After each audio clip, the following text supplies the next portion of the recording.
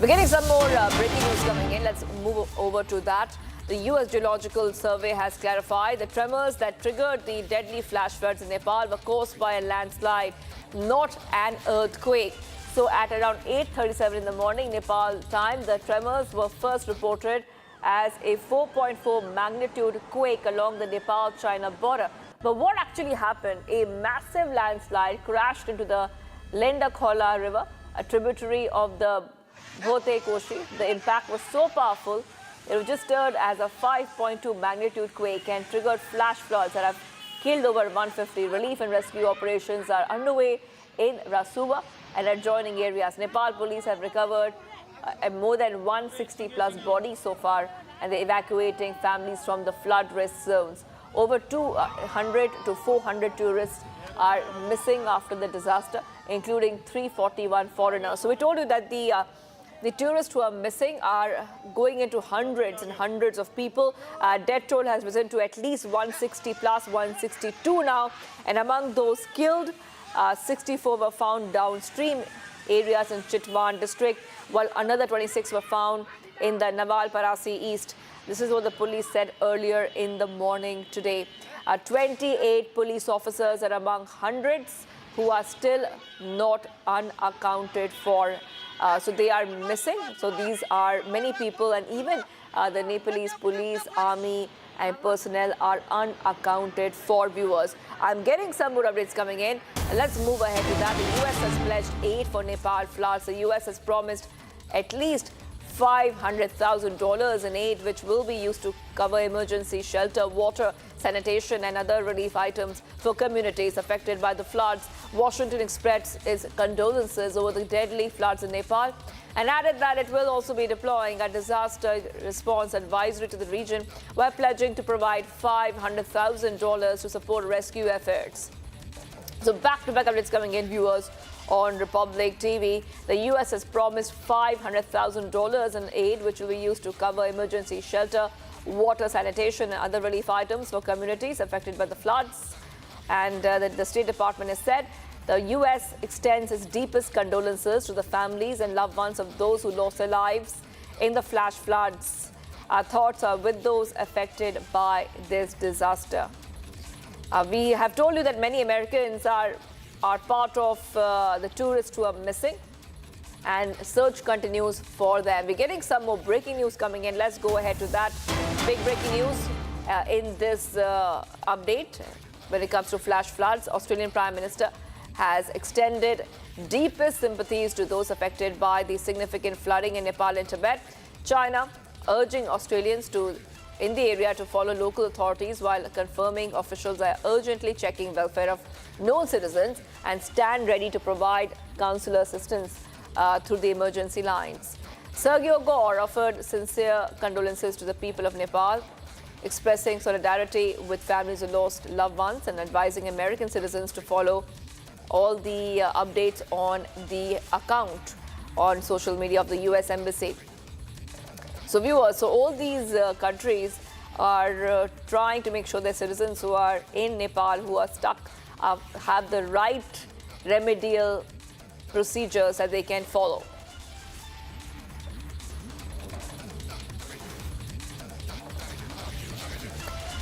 And viewers, at least 133 Indians are also missing after devastating floods hit Nepal's Rasuwa district. Over 150 people are dead.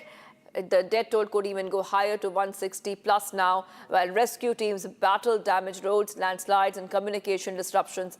Nepal has sought help from India, and China's search operations continue. Here's more on this story.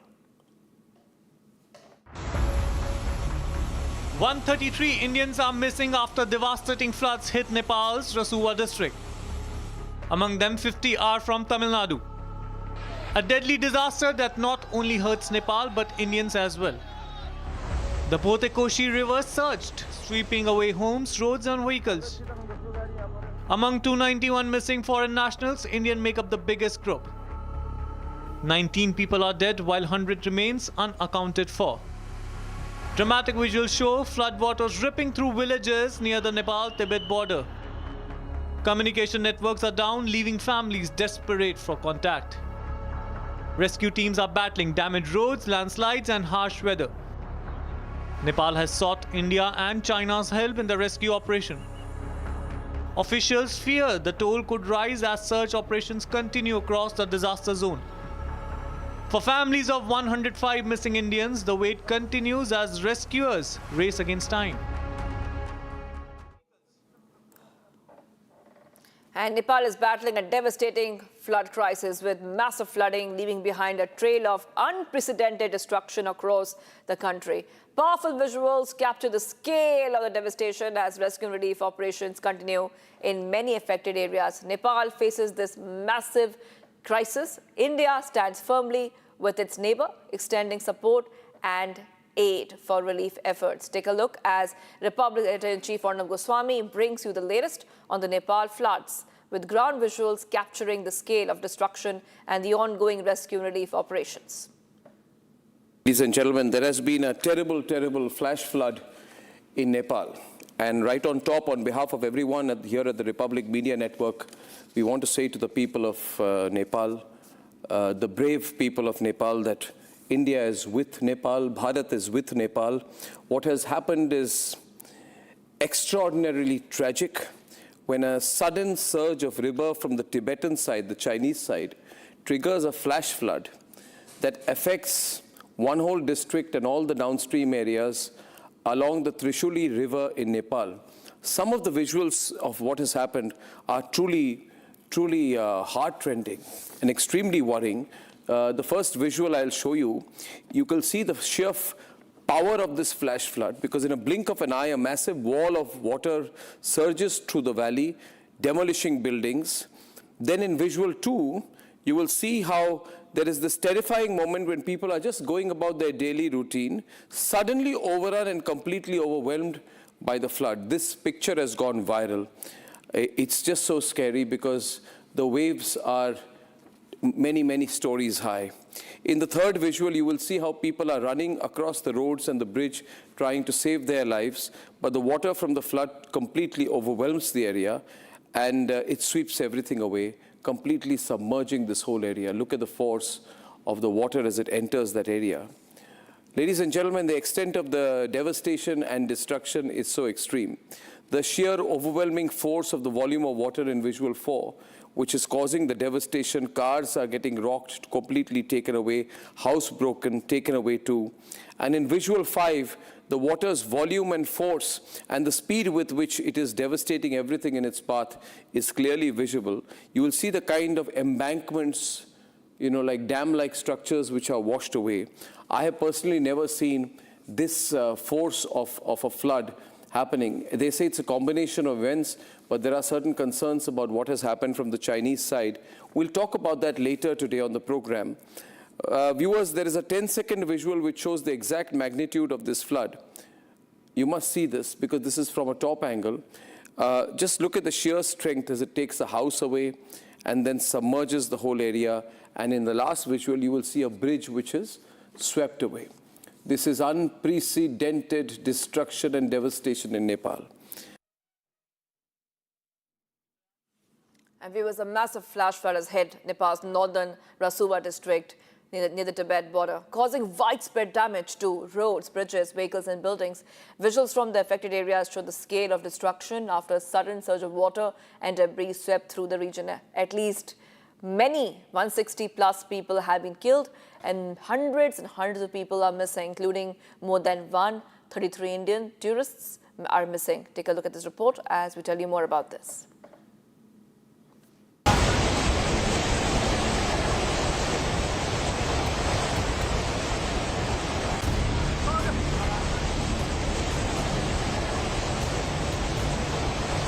Sudden surge of water triggered flash flooding in Rasuwa district of Nepal, causing extensive damage across the region. The rising waters quickly submerged areas along the river banks, with the flood carrying large amounts of debris downstream. Several trucks were caught in the flood waters and swept away along with the debris. Buildings in the affected areas also suffered heavy damage, with some structures collapsing amid the flooding. Several vehicles were also swept away by the strong current as the flood waters moved through the area. Critical infrastructure was affected as well, with a hydropower project damaged by the flooding. A bridge in the affected region also collapsed under the impact of flood waters, disrupting connectivity. The flooding has left behind widespread destruction across Rasuwa, with roads, buildings and other infrastructure damaged or swept away. The floodwaters have also moved downstream towards the Trishuli River basin, with areas including Nuwakot being closely monitored. Rescue teams from the Nepal Army, Police and Armed Police Force are carrying out search and rescue operations, while authorities continue to assess the damage. The cause of the sudden surge is still being investigated, with officials examining the possibility of a glacial lake outburst flood after significant rainfall was recorded on the Tibetan side. And taking a short break, viewers, India and China set up a military hotline on Arunachal and Middle Sector to set up a joint expert group to fast-track boundary issues. Stay tuned. We are live this morning.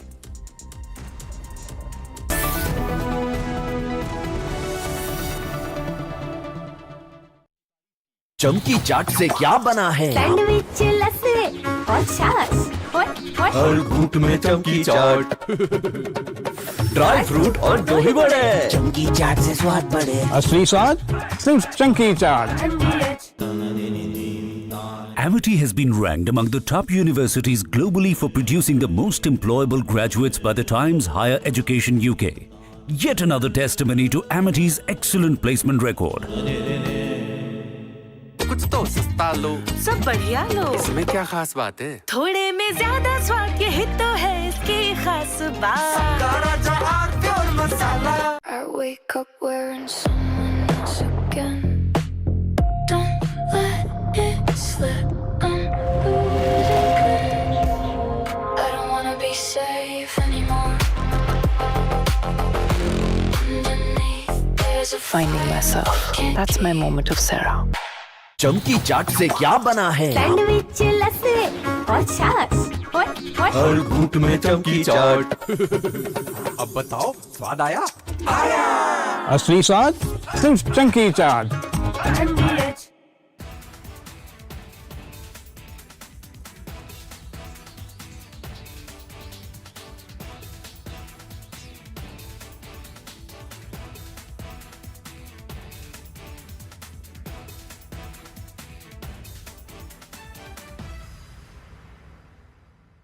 ايش عملتي؟ ما عملتيش شيء يا حبيبتي.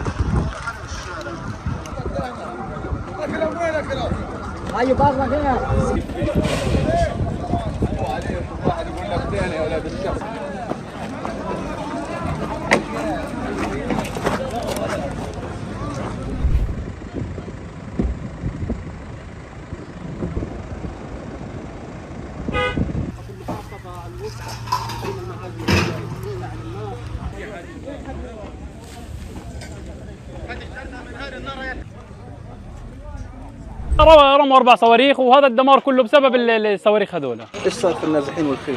النازحين وممتلكات، هي ممتلكات وهانة ونازحين للأسف كلهم اتدمروا. للأسف الحين هم بلا مأوى. هم هالوقت بلا مكان يروحوا يقعدوا له. هم الحين بفكروا كيف يستقروا، كيف يروحوا لمكان آمن ثاني أو كيف يستقروا في هذا المكان. بدنا نعيش بأمان، بدنا نعيش بحياتنا. بدنا نحس هاي بيت، شايفين كيف؟ هاي هذا البيت تدمر واحنا واقفين وبنتكلم بسبب القصف اللي كان قبل شويه.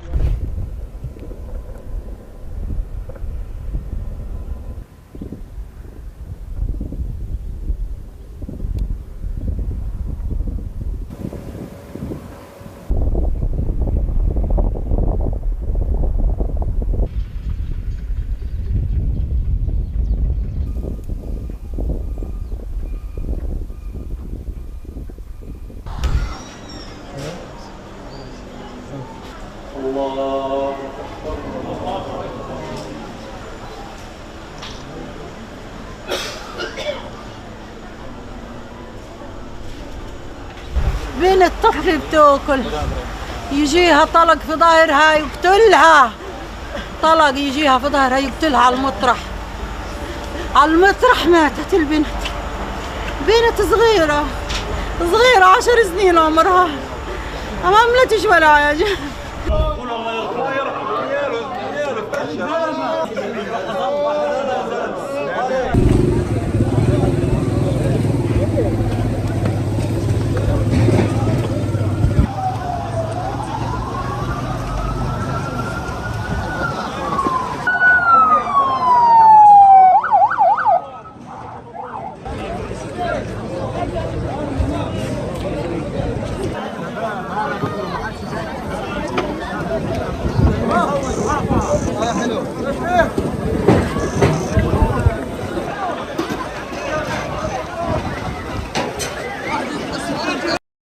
Iran's economy is staring at a fresh shock. The Iranian rial has crashed to a new record low, hitting 2.02 million rial to $1 in market trading.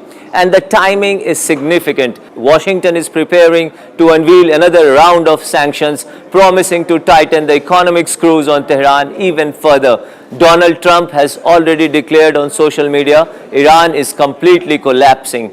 But here is the big question, is Iran really collapsing, or is Tehran using the Strait of Hormuz to run its economic weakness into global pressure point? For ordinary Iranians, the currency crash is not just number flashing on a trading screen. It is hitting the kitchen table, it is hitting savings, and it is hitting the cost of survival. Iran was already struggling with a double-digit inflation and negative economic growth before the latest phase of the conflict. But months of war, previous sanctions, and growing international isolation have pushed the pressure to another level. The numbers tell a brutal story. Since the war began, rice prices have reportedly risen by around 60%. Beef prices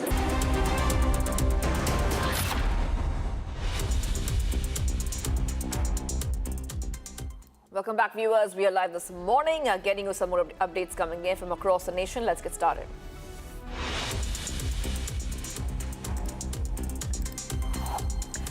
Kerala Police and Excise Department conduct vehicle checks across the capital and Operation Tufan and Operation Thunder to crack down on drug trafficking and illegal contraband ahead of festivities.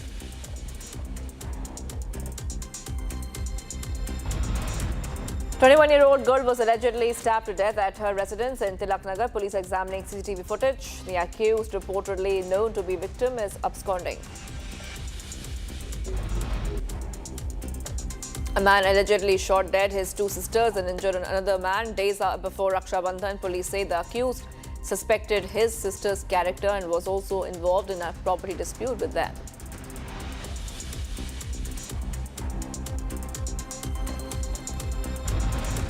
And Rouse Avenue Court grants 3-day police custody of Lawrence Bishnoi 8 Deepak Khatri to Delhi Crime Branch in a UAPA and Arms Act case. The court cited the national security implication of the allegations.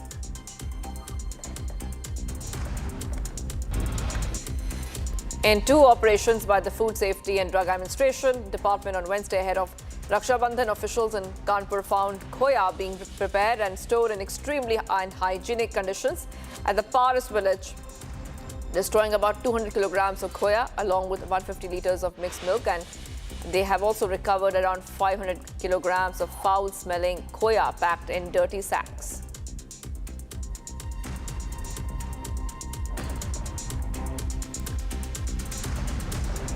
And viewers, let's move ahead. The CIA Director John Ratcliffe has made a rare visit to Moscow, traveling to Russia for talks with Russian intelligence officials. The Kremlin has also confirmed the visit and says Ratcliffe did not meet Vladimir Putin, though the Russian president was immediately briefed on the contacts. Take a look at this report as we tell you more about this story.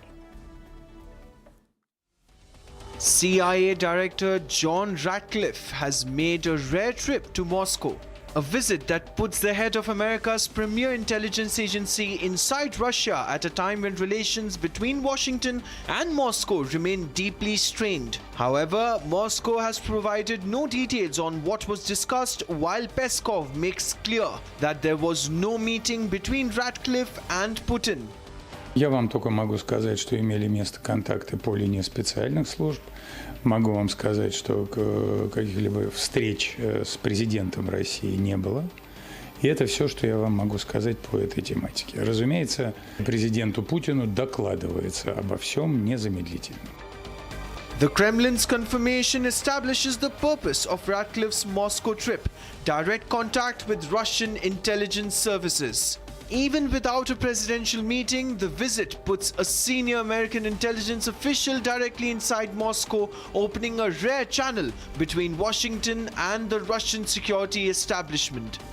Контакты по линии специальных служб – это позитивное явление, позитивный процесс. Эти контакты зачастую продолжаются и в самые сложные моменты двусторонних отношений. Об этом, кстати, говорил и наш президент. The intelligence channel, according to Moscow, has remained operational even through the most difficult periods in bilateral ties. But the Kremlin is stopping short of suggesting the Ratcliffe visit marks a broader breakthrough. For now, the significance of Ratcliffe's Moscow visit remains unclear.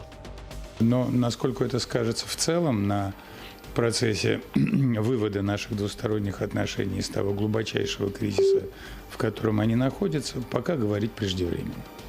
The bottom line, however, is that the CIA chief met Russian intelligence officials. Putin has been briefed, but the substance of those contacts remain undisclosed. And taking a short break, viewers, death toll from the devastating Nepal floods has now reached over 162. Meanwhile, hundreds of people are still missing. We will be tracking this story very closely. Stay tuned.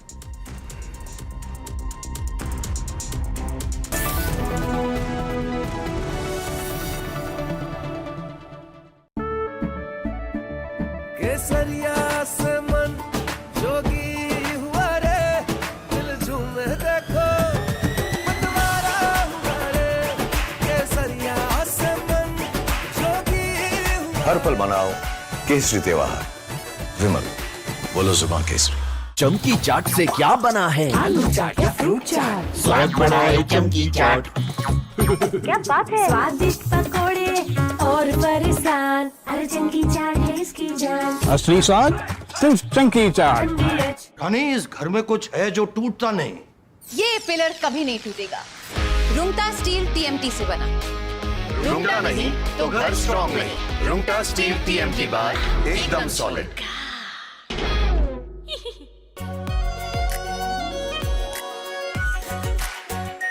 Are pure shahi paneer masala, delicious, healthy everyday.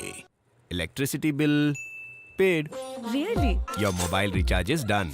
How? Make all kinds of payments using the Bheem Payments app and get cashback of up to ₹300 every month. Use Bheem app to pay. It's the Mahi way. चमकी चाट से क्या बना है? Sandwich, लस्सी और छाछ। हर घूंट में चमकी चाट।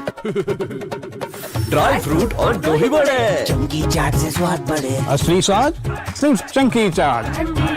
Iran's economy is staring at a fresh shock. The Iranian rial has crashed to a new record low, hitting 2.02 million rial to $1 in market trading.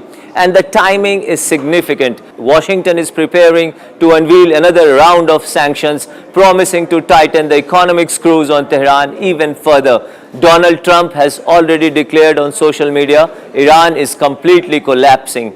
But here is the big question, is Iran really collapsing, or is Tehran using the Strait of Hormuz to run its economic weakness into global pressure point? For ordinary Iranians, the currency crash is not just number flashing on a trading screen. It is hitting the kitchen table, it is hitting savings, and it is hitting the cost of survival. Iran was already struggling with a double-digit inflation and negative economic growth before the latest phase of the conflict. But months of war, previous sanctions and growing international isolation have pushed the pressure to another level. The numbers tell a brutal story. Since the war began, rice prices have reportedly risen by around 60%. Beef prices are more than 150% higher, and the International Monetary Fund is forecasting that Iran's economy could shrink by more than 5%. Imagine what means for an ordinary family. Every trip to the market costs more. Every saving loses value, and the national currency continues to slide. In Tehran, people are reportedly lining up to buy US dollars, desperately trying to protect whatever savings they have left. One 73-year-old Iranian summed up the public mood bluntly: there is no hope for a deal and a peace.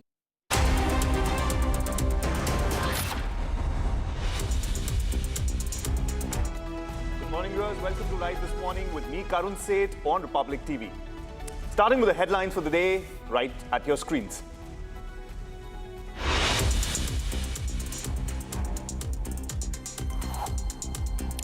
Death toll from the devastating Nepal floods reaches over 160. Meanwhile, at least 265 people are still missing.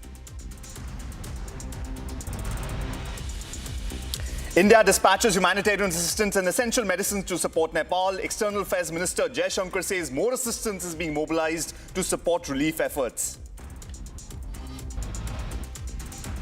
Bihar and Uttar Pradesh remain on high alert after deadly flash floods in Nepal. Water level swells in Bagaha Gandak River.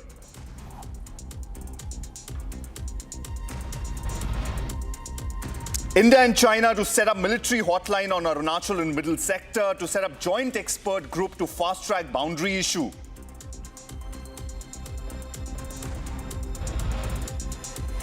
Meta reaches $16 billion settlement over allegations that its social media platforms harm children.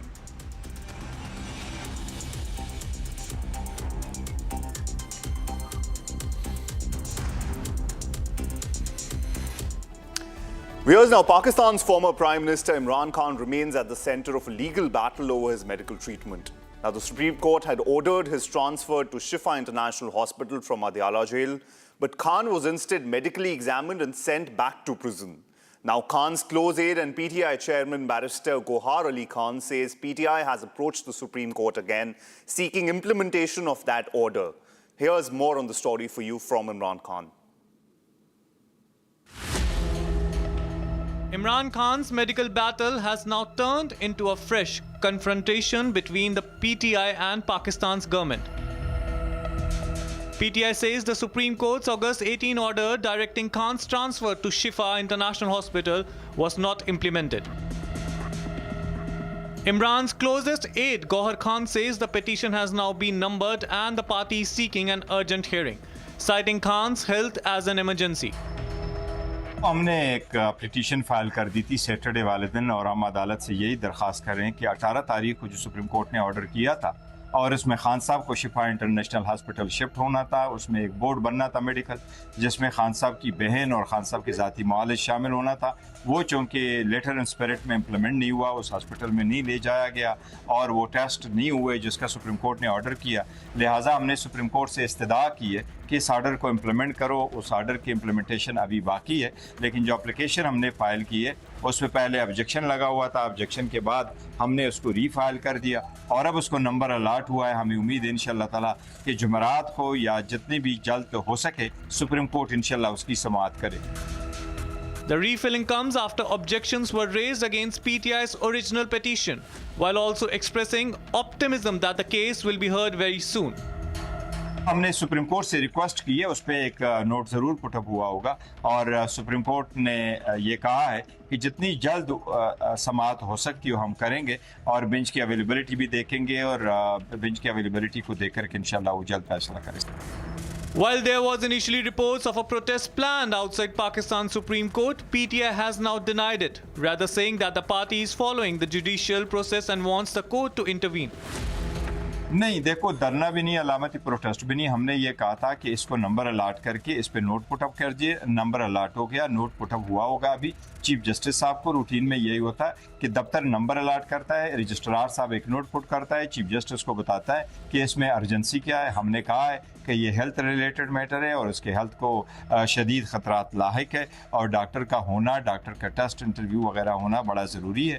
लिहाजा supreme court ने कहा है कि हम उसकी hearing करेंगे। अगर Thursday को बेंच अवेलेबल हुआ, जो हमने रिक्वेस्ट की है, क्योंकि जज साहिबान पाकिस्तान में मौजूद है और अगर वो पाकिस्तान में है तो जूम से भी हेयरिंग हो सकती है, एक मीटिंग कॉल की जा सकती है। लिहाजा थर्सडे को मीटिंग हो जाएगी, नहीं है तो शायद जुमे को होता।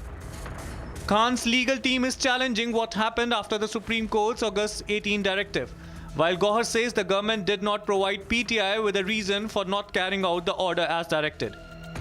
हमें तो कुछ नहीं बताया गया कि क्या वजूहात है, लेकिन सुप्रीम कोर्ट के आर्डर पे मन ऑन लेटर इन स्पिरिट अमल होना चाहिए था, हॉस्पिटल में शिफ्ट होना चाहिए था। वो सुप्रीम कोर्ट के ऑर्डर में कोई अभाम नहीं था। अगर अभाम होता तो रिव्यू फाइल की जा सकती थी, उसमें कोई अभाम नहीं था। मैटर बड़ा सिंपल था, सुप्रीम कोर्ट ने लिखा था, हुकूमत ने रिव्यू फाइल भी किया, फिर वापस ले लिया, फिर उसको ऑर्डर इम्प्लीमेंट करने की तरफ बढ़े भी, लेकिन all of a sudden Midway जो है वो इम्प्लीमेंट नहीं हो सका, जो बड़ा अनफॉर्चुनेट।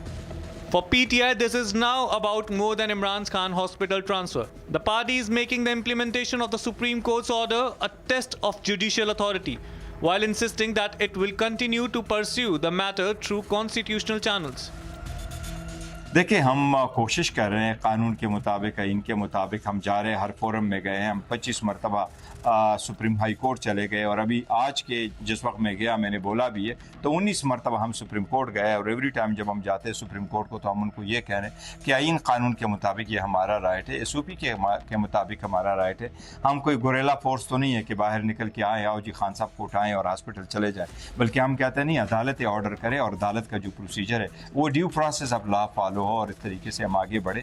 तो वकला से जो लोगों की तवक्कुआत है बजा है और वकला अपना काम कर रहे हैं, एप्लीकेशनें फाइल कर की हुई हैं। अब ये सुप्रीम कोर्ट पे मुनसर है और मैं सुप्रीम कोर्ट से इस्तदा करूँगा कि ये आपकी ऑर्डर की इम्प्लीमेंटेशन बड़ा ज़रूरी है। आज़ाद अदलिया का होना बड़ा ज़रूरी है, लेकिन जो भी अदलिया इस वक्त मौजूद है अपना ऑर्डर इम्प्लीमेंट करना सुप्रीम कोर्ट की आईनी जिम्मेदारी है। मुझे उम्मीद है सुप्रीम कोर्ट इसको इम्प्लीमेंट करवाएगी इंशाल्लाह। And the message from the PTI to Pakistan's top court is direct. ये कहते हैं सुप्रीम कोर्ट के जो आपने ऑर्डर किया उस ऑर्डर के इम्प्लीमेंट करो।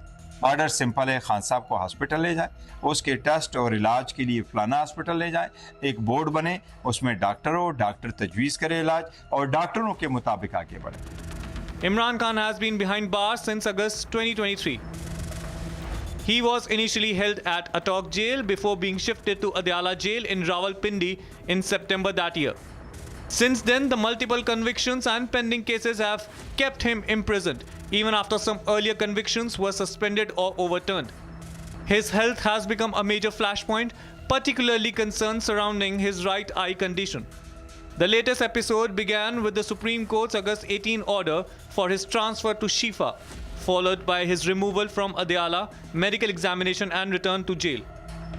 Now PTI wants the Supreme Court to decide whether its August 18 directive was properly implemented and whether Khan should ultimately be transferred to Shifa. All right, viewers, turning now to global developments. Here are your top headlines from around the world.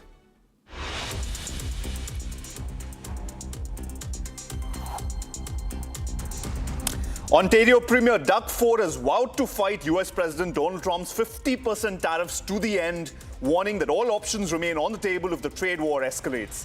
Ford said Canada could consider restricting electricity and critical mineral supplies to the US, but stressed that all provinces would need to act together.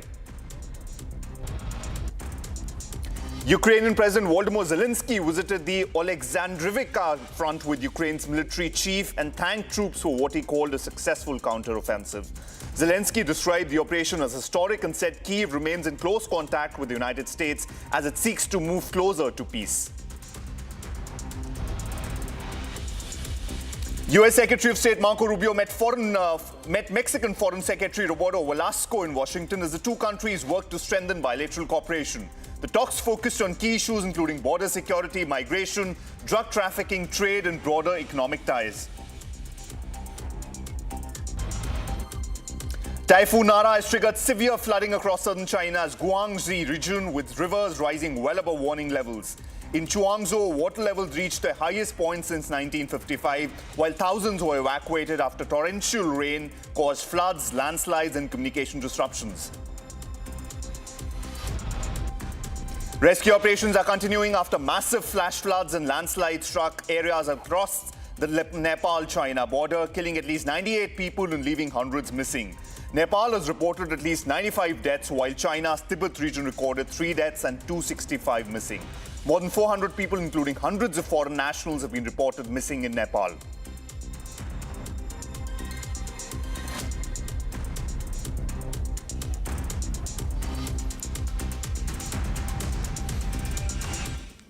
Now, viewers, Typhoon Nara has triggered severe flooding across southern China's Guangxi region, with torrential rains pushing rivers above warning levels and overrun homes, roads and villages. More than 22,000 stranded people have been evacuated, while landslides and communication outages have cut off several communities. Typhoon Nara marks China's most severe flooding recorded in decades. Typhoon Nara has triggered widespread flooding and disruptions across southern China. Heavy rains swelled rivers, sending water levels surging above warning marks across several parts of Guangxi province. In Zhongshu, floodwaters spilled into rural and urban areas, submerging roads and homes. Villages were cut off, roads were blocked by landslides as rescue teams used boats to reach stranded residents. As of August 25, more than 22,000 stranded people had been evacuated. According to the Zhongshu Hydrology Center, water levels at one hydrological station rose to almost 8 meters above the warning levels. Since August 22, Typhoon Nara has brought heavy torrential rains across parts of Guangxi province. Communication outages also left several communities cut off from the outside world. Typhoon Nara marks the region's most severe flooding recorded in China since 1955.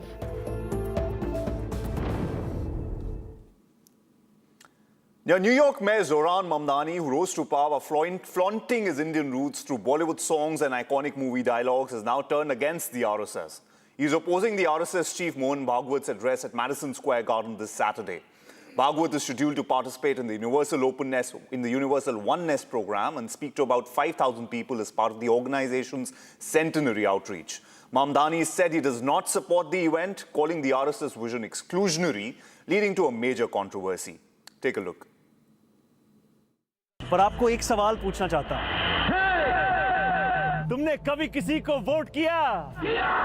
कभी किसी को rank किया?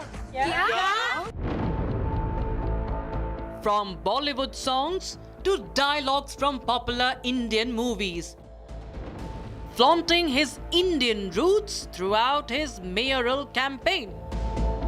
Thank you to my family from Kampala to Delhi. And thank you to my wife Rama. Zohran Mamdani built his election campaign on India Connect and became the first Indian-American mayor of New York. But he has been singing the anti-India tune all along. Now he opposes the Rashtriya Swayamsevak Sangh Chiefs event at the Madison Square. Not only as an Indian American, but also as the mayor of a city that believes deeply in the belonging of each and every person, no matter their color, their creed, their religion, their faith, wherever they're from. Should the rally be canceled, though, at MSG this weekend? I don't support the rally, but I don't know if the city has any jurisdiction on canceling a private event. During his stay in New York, RSS chief Mohan Bhagwat is expected to take part in Universal Oneness program, address a gathering of around 5,000 people at the iconic venue this Saturday. Looking at Mamdani's leanings, one would not be surprised at his stand. Of course, cancelling the event is out of his jurisdiction. His support for anti-India elements and Pakistan slices through his hypocrisy on what he calls vision of India. It's the same Mamdani who wrote a letter for Tukre Tukre gang's Umar Khalid, questioning his incarceration. He even called Indian Prime Minister a war criminal. His idea of diversity and inclusivity is exposed when he backed anti-Semitic movement. He backed the movement that called for the boycott of Israelis. He hosted Palestinian activist Mahmoud Khalil at his official residence, who celebrates the Hamas ideology. Perhaps even the duplicity as is coming across from Mr. Mamdani's statements in the media. He invokes pluralism and then he steps out to say, I'd like to see something stop. Now, I don't understand what kind of pluralistic mindset is this. And he seems to be no stranger to controversy.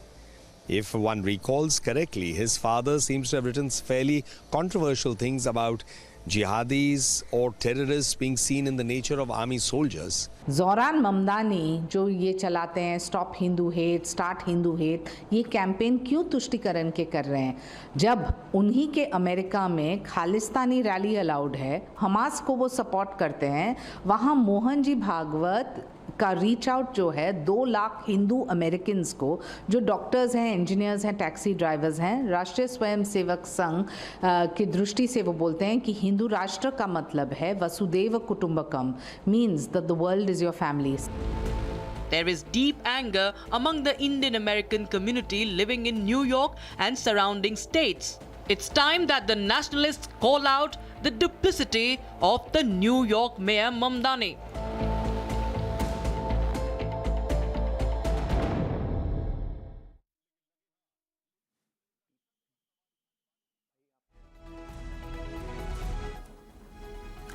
Now, viewers, India and China have agreed to advance talks on an early and substantial harvest of boundary delimitation. This is part of an 8-point consensus arrived at during the 25th round of Special Representatives talks in Beijing.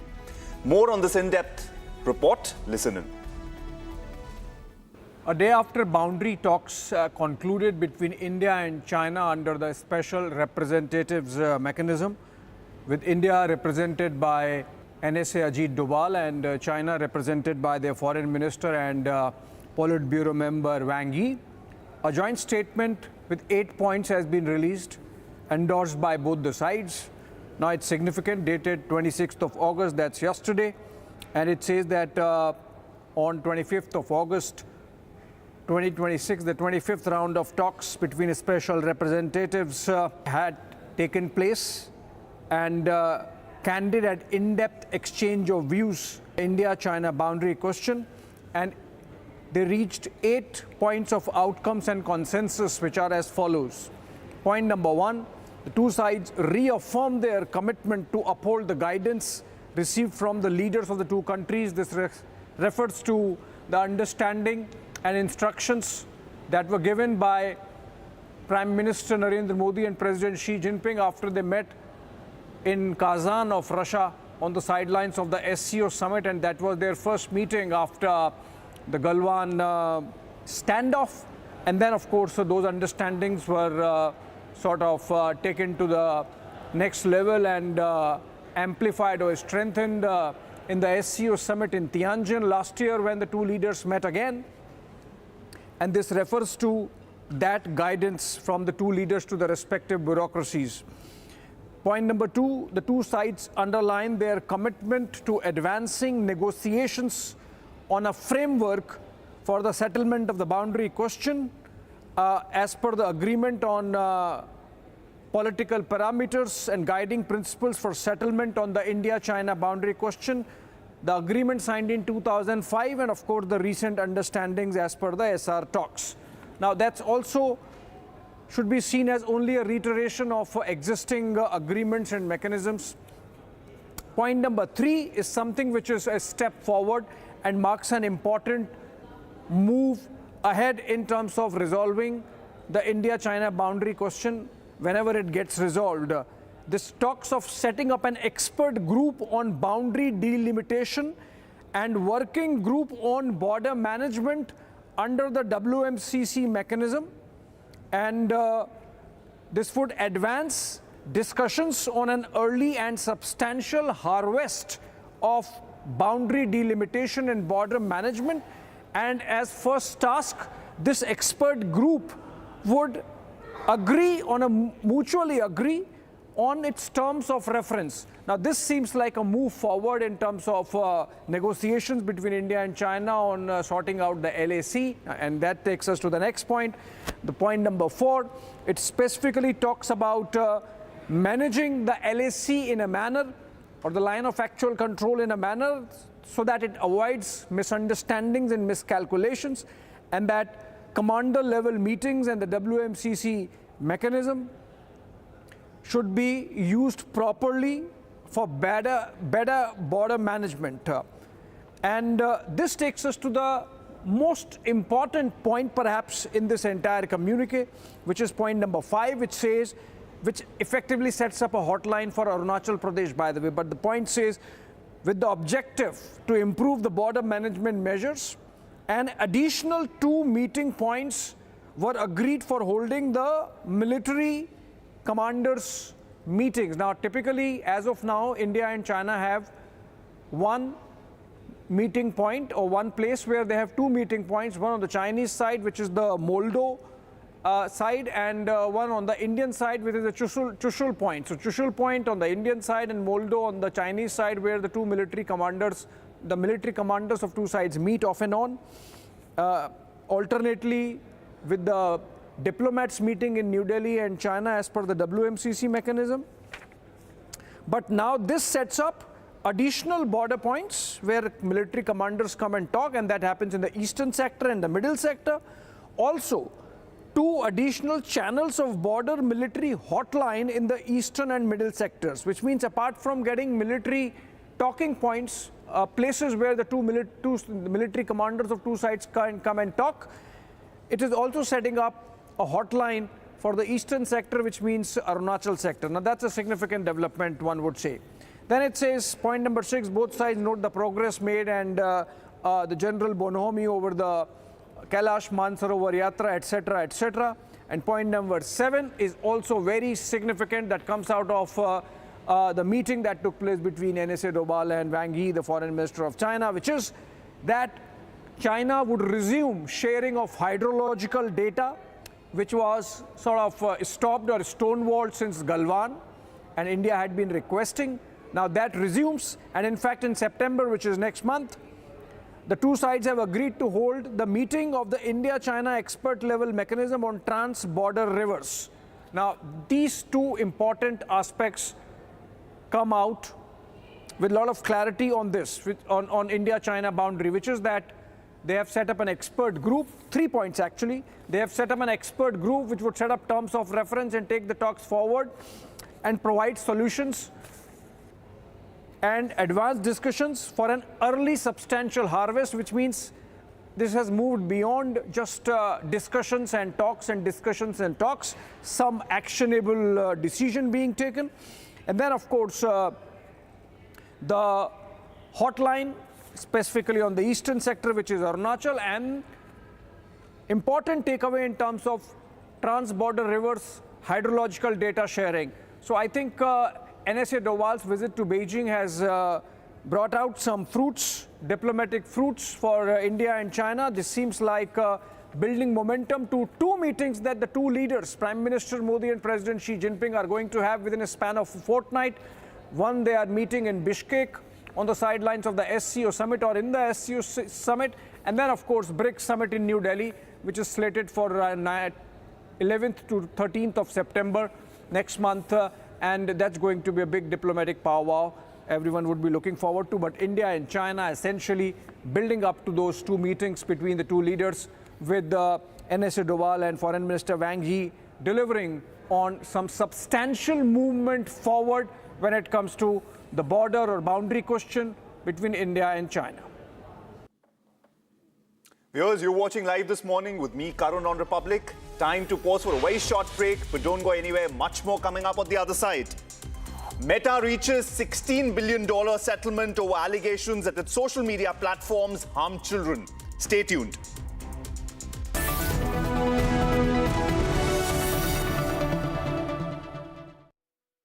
Pure सूजी pasta उबालो मिलाओ और खाओ 8 minute में तैयार क्या taste है सबका राजा pure masala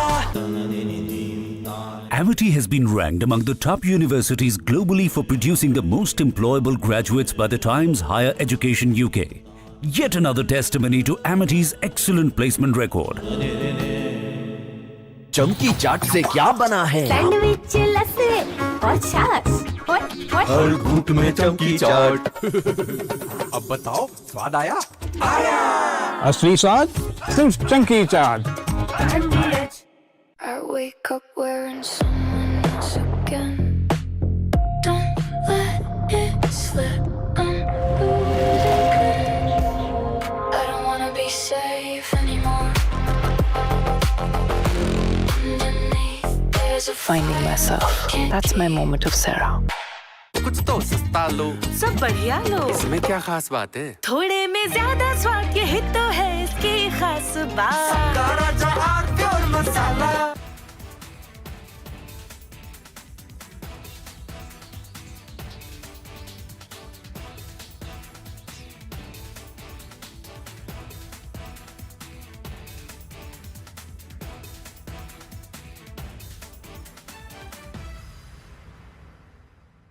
ايش عملتي؟ ما عملتيش شيء يا حبيبتي.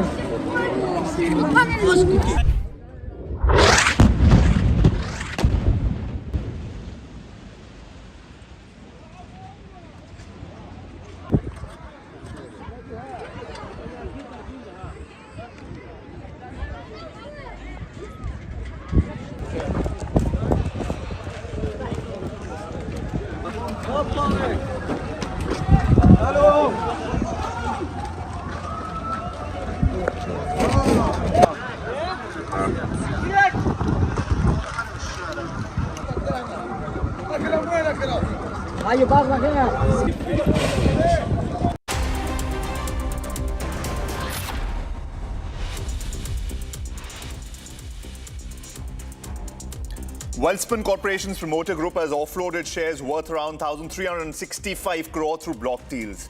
Capital Group picked up a 1.81% stake worth about 1,088 crore, while Aberdeen Group acquired a 0.25% stake for about 150 crore. NRI deposits declined 23.2% to $2.77 billion in the first quarter of financial year 27, even as inflows into the FCNR deposits rose sharply. The decline comes amid changing deposit preferences and movements in foreign currency savings. The US Federal Aviation Administration has ordered inspections of Boeing 787 Dreamliner aircraft after a Boeing investigation found manufacturing discrepancies involving shim gaps that may exceed engineering limits. The issue could potentially lead to fatigue cracks in critical wing structures.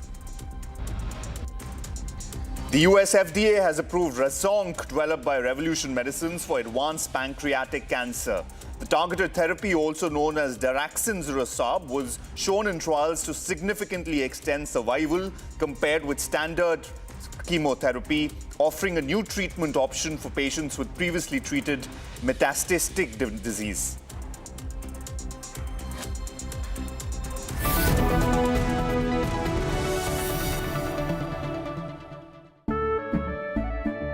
केसरिया से मन जोगी हुआ रे, दिल झूमे देखो मतवारा हुआ रे।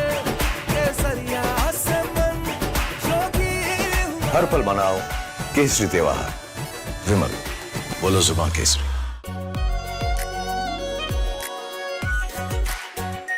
Are pure shahi paneer masala, delicious, healthy, everyday. Electricity bill paid. Really? Your mobile recharge is done. How? Make all kinds of payments using the Bheem Payments app and get cashback of up to ₹300 every month. Use Bheem app to pay. It's the Mahi way. चमकी चाट से क्या बना है? आलू चाट या fruit चाट, स्वाद बढ़ाए चमकी चाट। क्या बात है? स्वादिष्ट पकोड़े और फरसान, अरे चमकी चाट है इसकी जान। असली स्वाद सिर्फ चमकी चाट। रानी, इस घर में कुछ है जो टूटता नहीं। ये पिलर कभी नहीं टूटेगा। रुंगटा स्टील TMT से बना। रुंगटा नहीं तो घर स्ट्रॉन्ग नहीं। रुंगटा स्टील TMT बार एकदम सॉलिड। आर प्योर सूजी पास्ता, उबालो मिलाओ और खाओ। 8 मिनट में तैयार। क्या टेस्ट है, सबका राजा R pure masala. Iran's economy is staring at a fresh shock. The Iranian rial has crashed to a new record low, hitting 2.02 million rial to $1 in market trading. and the timing is significant. Washington is preparing to unveil another round of sanctions, promising to tighten the economic screws on Tehran even further. Donald Trump has already declared on social media, Iran is completely collapsing. But here is the big question, is Iran really collapsing, or is Tehran using the Strait of Hormuz to run its economic weakness into global pressure point? For ordinary Iranians, the currency crash is not just number flashing on a trading screen. It is hitting the kitchen table, it is hitting savings, and it is hitting the cost of survival. Iran was already struggling with a double-digit inflation and negative economic growth before the latest phase of the conflict. But months of war, previous sanctions, and growing international isolation have pushed the pressure to another level. The numbers tell a brutal story. Since the war began, rice prices have reportedly risen by around 60%. Beef prices are more than 150% higher. And the International Monetary Fund is forecasting that Iran's economy could shrink by more than 5%. Imagine what it means for an ordinary family. Every trip to From Asia's largest news headquarters, setting the agenda for Bharat.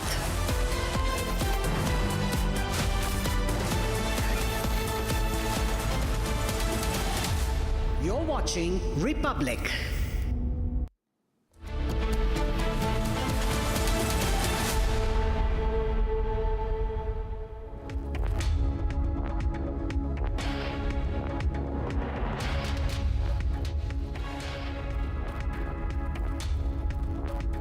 Very good morning, viewers. We are live and breaking. I'm Shivangi Shukla getting you the latest. It's a horrific flash flood which has struck on the Nepal-Tibet border.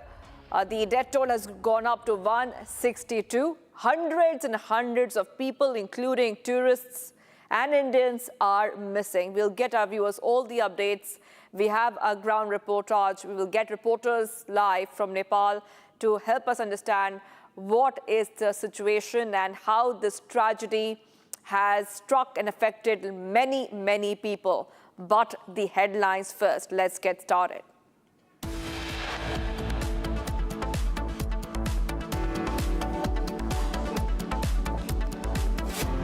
Top headlines we're tracking right now. More than 162 people have lost their lives. Hundreds of tourists missing after deadly floods hit Nepal.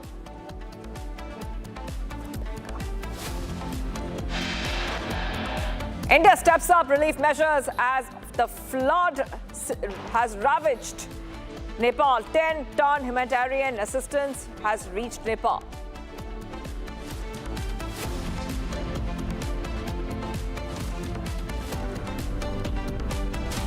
The U.S. Geological Survey clarifies glacier collapse caused Nepal flash floods, north earthquake.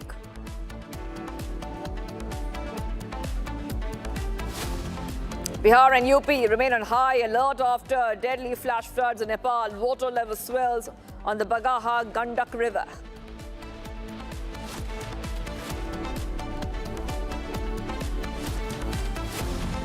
India and China to set up a military hotline on the Arunachal and middle sector to set up a joint expert group to fast-track the boundary issue.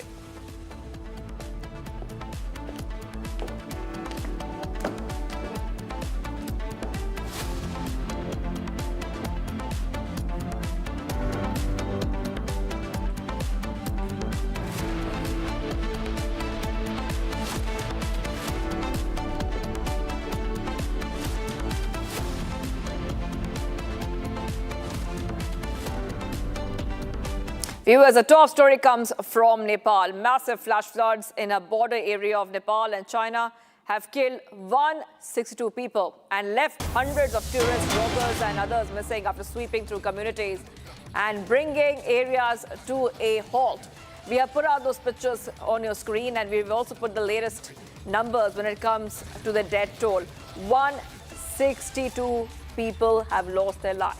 Hundreds of tourists are missing after the deadly floods. Experts said the avalanche from a glacier was a likely cause. MEA spokesperson Randeep Jaiswal has posted saying that India is standing by Nepal always. India has sent humanitarian aid and assistance that's been handed over by the ambassador there to the Minister of Culture, Tourism and Civil Aviation in Nepal. The assistance would support relief efforts in the wake of the devastating floods. India is standing firmly with Nepal and remains committed to extend all possible support. And this is a big update coming in, viewers. Let's tell you what we know so far. We'll try to go across to a reporter in Nepal as well to help us understand what is happening. It's been 24 hours since those deadly and floods have struck Nepal. Hundreds of tourists are missing. That area is very famous because a lot of pilgrims and trekkers go to that area. So hundreds and hundreds of tourists are missing. At least 100 from India are missing, 54 from US, 34 from Australia, and 33 from UK. And more than 100 are missing from Nepal itself. This area is popular because of pilgrims and trekkers. The US, China, the EU, and India are among the countries that have pledged assistance and dispatched relief supplies. On your screen is the aftermath of the deadly flash floods. And we're getting some more updates coming in because the pictures are showing the extent of the damage, scale of destruction very visible. And these are disturbing visuals, viewers, so viewer discretion is advised. Since this is a tragedy which has struck that area, those visuals are disturbing because of the extent of damage very clearly being seen there on our screen. We have seen how mud is covering properties following the flash flood in Trishuli. So after the flash floods, we can see the mud is covering a lot of the areas which have been struck by these floods. Aerial views show buildings in Trishuli partially submerged by mud. The Nepal army officers are rescuing flood survivors, and there's an all-out rescue and relief effort which is happening as we speak. I want to go straight across to Surendra Fayal, reporter live coming in from Nepal, from Kathmandu. Surendra, this is very, very unfortunate. Now, it's been 24 hours already, and we understand that the situation is that 162 people are dead. Hundreds and hundreds of people are missing, including Nepalese and including tourists as well. What is the situation right now after 24 hours, Surendra? Search, rescue and relief operations are underway. They're very much in progress. They're recovering bodies of dead people along the banks of the river, all the way from Rasua to Chitwan, which is about 50, 60 kilometers from India, which is low-lying region. So bodies are floating and they are just picking up. And meanwhile, Nepali army is coordinating, leading relief, rescue and search operation. They have mobilized helicopters carrying relief and rescue materials to Rasua district, affected areas, and also some injured people are being airlifted to Kathmandu for medical. Whereabouts of the pilgrims, tourists stranded near China border are unknown, and people are trying to find them out where they are, because around 400 tourists, including some from Nepal, more than 100 from India, are missing. They were bound for Kailas Mansarovar pilgrimage. So the situation continues to remain dire after this catastrophic flood. Surendra, the entire nation is shocked and deeply distressed, and the Prime Minister there, Balendra Shah, the Nepalese Prime Minister, said that some survivors have recalled seeing their own family members being swept away. So this is extremely disturbing. The visuals on a screen are very disturbing as well. Our viewers are watching right now, and India standing firmly with Nepal. India, EU, US, Australia are sending aid and help from across the border, Surendra. Yes, not just the neighboring countries and friendly countries, including China. The Chinese side is also affected. The border port of Jirong is badly affected. That's where the pilgrims are. And yesterday, Chinese President Xi Jinping issued an alert, instructed authorities to carry out all-out rescue and relief operation in the area. So there is help coming in from all sides, all quarters. but still it will take some time. Meanwhile, weather forecast is that there is no more danger of another heavy flood like yesterday, which occurred as a result of glacial flooding, glacial collapse in the Langtang region of Nepal, which surged into Tibetan region and then flowed downstream into Nepal, unleashing havoc. Surendra, I wanted to hold on for a second. We're getting some more breaking news coming in. We told our viewers that at least 133 Indians are still missing. So we have the numbers. 37 tourists are from Tamil Nadu. 32 are from West Bengal. Among those missing, over 130 Indians in total as per Nepal officials. Flash floods swept through central Nepal, cutting off affected areas and stranding many. Now, the trigger was a glacial collapse near the Nepal-China border. A devastation in the Rasuva area along the Bhote-Koshi corridor, a key route for the Kailash Mansarovar Yatra. Rescue operations are on. 157 bodies have been recovered so far. So the numbers are on your screen when we talk about how many Indians are still missing. Over 130 Indians are missing in Nepal floods, and we have the numbers which are looking extremely disturbing. 37 from Tamil Nadu, 32 from West Bengal are among the missing. Over 130 Indians are missing in the Nepal floods. India has gone ahead and given assistance to Nepal at these tough times because a neighbor is facing very tough times, and India giving all the assistance that it can to help. Surendra, coming back to you, we have some numbers on a screen. We know so far at least 130 plus Indians are still missing. They are unaccounted for. If you could just help our viewers understand, because 130 plus Indians are missing, so are nationals from other nations.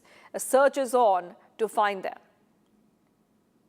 Yes, more than 60 Nepalese are also missing.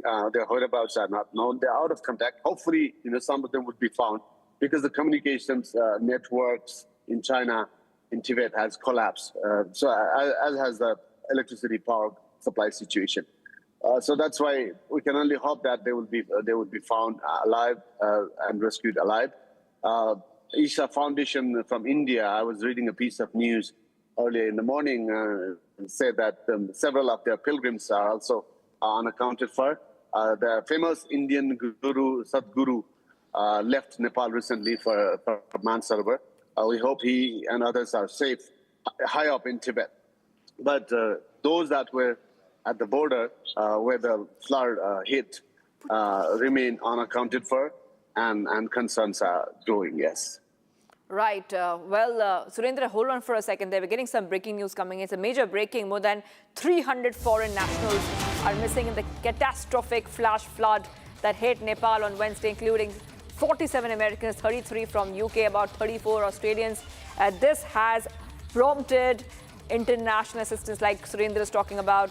It's been 24 hours since the massive flash floods and landslides wiped away entire villages in Nepal with its border near Tibet. At least 160 plus people have been killed. Hundreds more are missing as we speak. Heavy casualties are feared. That means that the death toll could be going up further. I just want to go across to my colleague Surendra, who is joining us. Now, we know that there would be heavy casualties. In fact, the numbers could be going higher. That is one fear that the Nepalese authorities have. At the same time, we also know that the Nepalese security personnel, the army, police, and others, some of them are missing themselves, Surendra.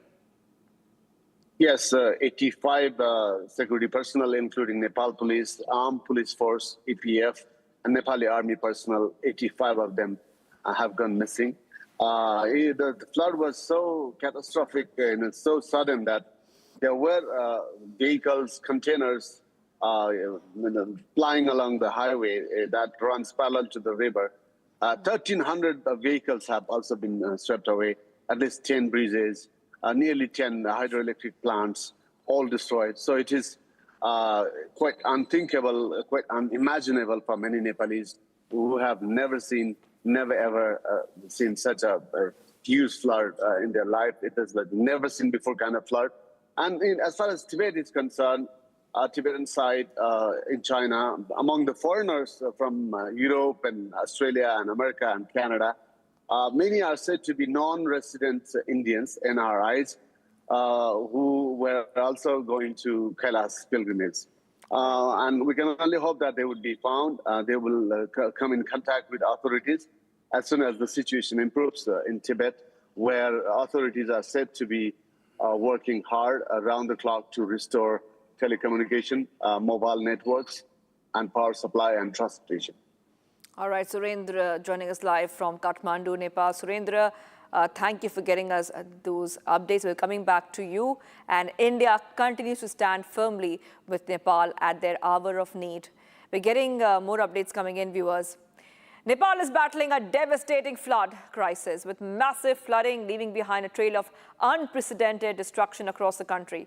Powerful visuals capture the scale of the devastation as rescue and relief operations continue in several affected areas. As Nepal faces this massive crisis, India stands firmly with its neighbor extending support and assistance for relief effort. Republic's Editor-in-Chief Arnab Goswami brings you the latest on the Nepal floods with ground visuals capturing the scale of destruction and the ongoing rescue and relief operations. Listen in. Ladies and gentlemen, there has been a terrible, terrible flash flood in Nepal. And right on top, on behalf of everyone here at the Republic Media Network, we want to say to the people of Nepal, the brave people of Nepal, that India is with Nepal, Bharat is with Nepal. What has happened is extraordinarily tragic.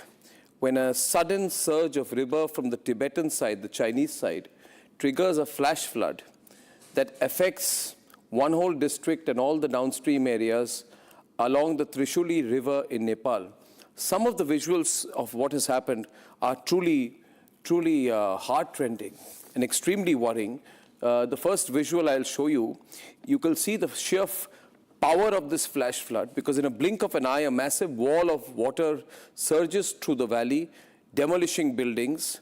Then in visual 2, you will see how there is this terrifying moment when people are just going about their daily routine, suddenly overrun and completely overwhelmed by the flood. This picture has gone viral.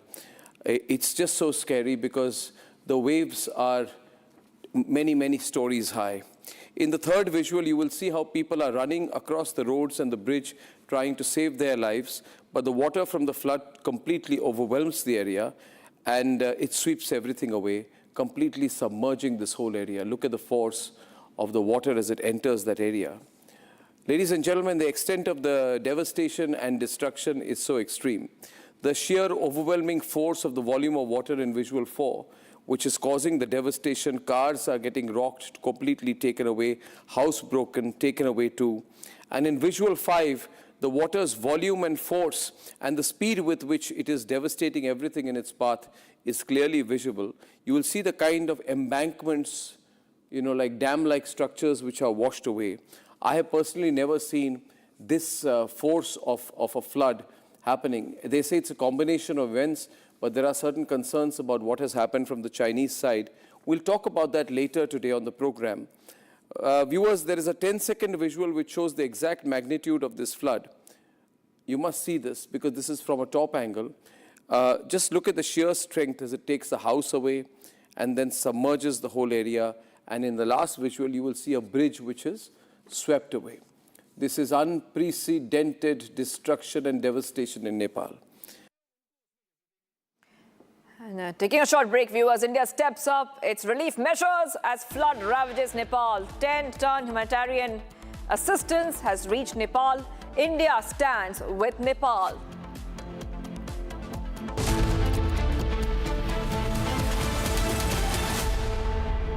रंग रंग रंग रंग रंगीन रे देखो कैसे भी हो दिन रंग बना रहे बोझ पेंट्स रंग बना रहे रंग रंग रंग रंगीन रे देखो कैसे भी हो दिन रंग रंग रंग बना रहे रंग रंग रंग रंगीन रे देखो कैसे भी हो दिन रंग रंग रंग बना रहे रंग रंग रंग रंगीन रे रंग रंग रंग बना रहे बोझे पेंट्स रंग बना रहे।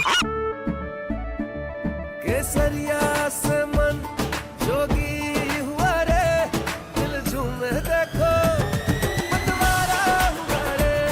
केसरिया से मन जोगी हुआ। हर पल मनाओ केसरी त्योहार। विमल, बोलो जुबान केसरी। कुछ तो सस्ता लो, सब बढ़िया लो। इसमें क्या खास बात है? थोड़े में ज्यादा स्वाद, यही तो है इसकी खास बात। बेस्ट हरा बोर्ड दिखाना। सबसे dependable Century HDF premium plus.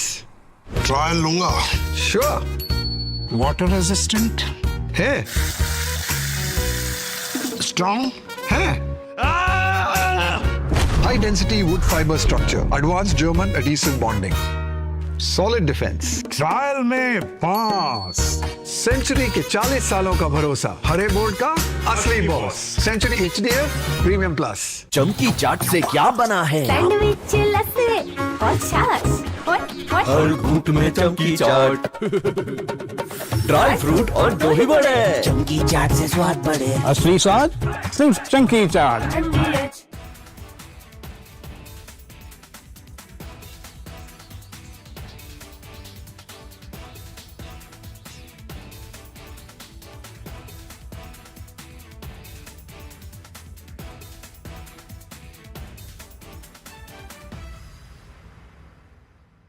ايش عملتي؟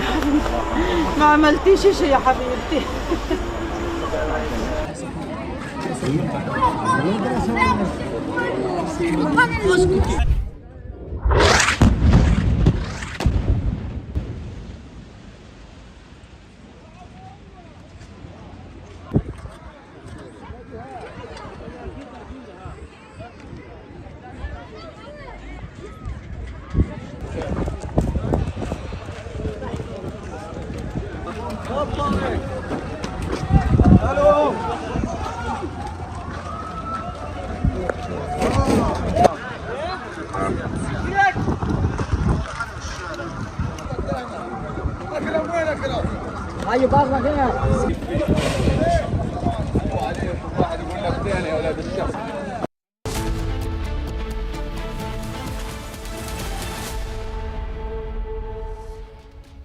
Getting some breaking news coming in. YouTuber and Haranavi singer Ankit Balnia has been shot dead in UP's Shamli. This is a breaking news development that we're learning of. This happened outside a gym. This happened around 7 p.m. on Wednesday when Balia was stepping out. Police say 3 to 4 assailants opened fire, around 20 rounds, killing him on the spot. Balia had suffered multiple bullet injuries, including a gunshot wound to the head. Attackers fled after the shooting, and the identities are being verified of the attackers. The motive is yet to be ascertained. Tension prevails in the area. Investigation is underway as we speak, viewers. We'll get our viewers all these updates coming in. This singer was shot 20 times outside a gym, and we are getting these updates coming in as the police say the assailants' identities is being verified. For more, I want to go straight across to my colleague Saurabh, who's joining us. Saurabh, the investigation is underway. What do we know?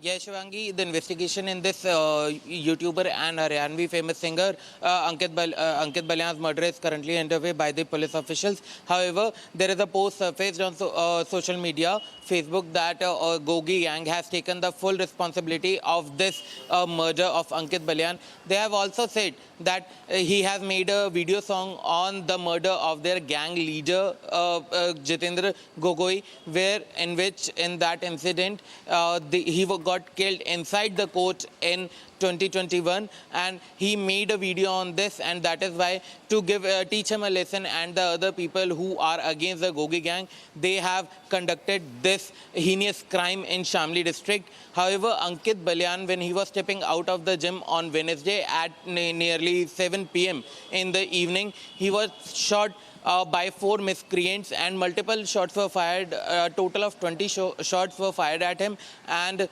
he sustained several bullet injuries, and including one injury to his head, and that is why he collapsed at the spot. However, the people present at the spot immediately informed the police. Then the police officials reached the spot and rushed the Ankit Balyan to the nearby hospital. However, while on his way to hospital, he lost his life, and the doctors declared him broad dead. And now the police is verifying the social media post posted by the Gogi gang members, and they are also ascertaining the motive of the murder. However, they are manhunt is also on to nab all the accused in this case, Shivangi. All right, thank you, sir, for getting us all those details. The police continues its investigation. Getting some more breaking news coming in, viewers. Big crackdown by the food regulator. FSSAI has issued notices to 2 5-star hotels in Delhi's Aero City, viewers. So back-to-back updates coming in on Republic TV. JW Marriott and Andaz over serious hygiene violations. During inspection, officials have found cockroaches near freezers and expired products, including 87 kilograms of sweets, cake base and bread packets. At Andaz, run by Juniper Hotels, inspectors flagged improper division of veg and non-veg food, pest activity, poor sanitation, improper storage practices. Similar violations were reported at JW Marriott. With non-compliance of FSSAI norms, samples have been collected. Further action will be taken once lab reports are in. So getting you these back-to-back updates coming in on Republic TV. Not just all. We're getting some more breaking news coming in. A cockroach has been found inside a chiller at Big Chill Cafe, Delhi's popular Khan Market. A video is circulating, which you will see soon. And this video raises fresh questions and concerns over hygiene at one of Delhi's most popular cafes. No official response yet from the outlet. A cockroach found inside a chiller at Big Chill Cafe in Delhi's very famous Khan Market. A video now circulating, raising fresh questions over hygiene at one of Delhi's most popular cafes. No official response yet from the outlet. So now we are getting these updates coming in. Remember that after the big crackdown by the FDA in Maharashtra on outlets who are not following SOPs to maintain hygienic food, we are seeing that these incidents are coming to light. Taking a short break, viewers, do not go anywhere. We'll be right back. Bihar and UP remain on high alert after deadly flash floods in Nepal. Water level swells in the Bagaha Gandak River. Stay tuned.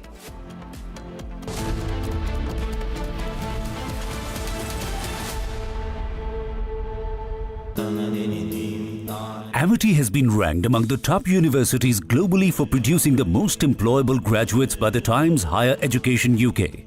Yet another testimony to Amity's excellent placement record. चमकी चाट से क्या बना है? Sandwich लस्सी और छाछ। हर घूंट में चमकी चाट। अब बताओ स्वाद आया? आया। असली स्वाद सिर्फ चमकी चाट।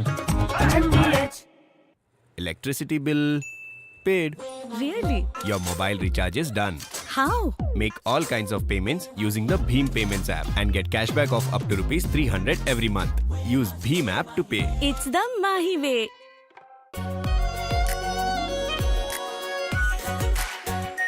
Our pure Shahi Paneer Masala. Delicious, healthy, every day. Iran's economy is staring at a fresh shock. The Iranian rial has crashed to a new record low, hitting 2.02 million rial to $1 in market trading. And the timing is significant. Washington is preparing to unveil another round of sanctions, promising to tighten the economic screws on Tehran even further. Donald Trump has already declared on social media, Iran is completely collapsing. But here is the big question. Is Iran really collapsing, or is Tehran using the Strait of Hormuz to run its economic weakness into global pressure point? For ordinary Iranians, the currency crash is not just number flashing on a trading screen. It is hitting the kitchen table, it is hitting savings, and it is hitting the cost of survival. Iran was already struggling with a double-digit inflation and negative economic growth before the latest phase of the conflict. But months of war, previous sanctions, and growing international isolation have pushed the pressure to another level. The numbers tell a brutal story. Since the war began, rice prices have reportedly risen by around 60%. Beef prices are more than 150% higher. And the International Monetary Fund is forecasting that Iran's economy could shrink by more than 5%. Imagine what means for an ordinary family. Every trip to the market costs more. Every saving loses value, and the national currency continues to slide. In Tehran, people are reportedly lining up to buy US dollars, desperately trying to protect whatever savings they have left. One 73-year-old Iranian summed up the public mood bluntly. There is no hope for a deal and a peace. And now comes the next blow.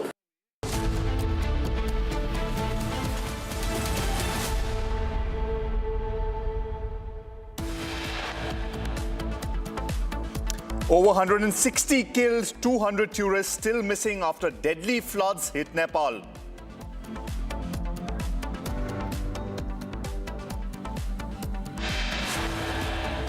India steps up relief measures as flood ravages Nepal. 10-ton humanitarian assistance reaches Nepal.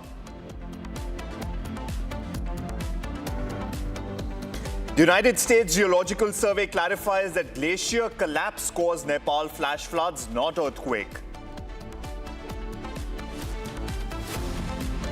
Bihar and Uttar Pradesh remain on high alert after deadly flash floods in Nepal. Water level swells in Bagaha Gandak River.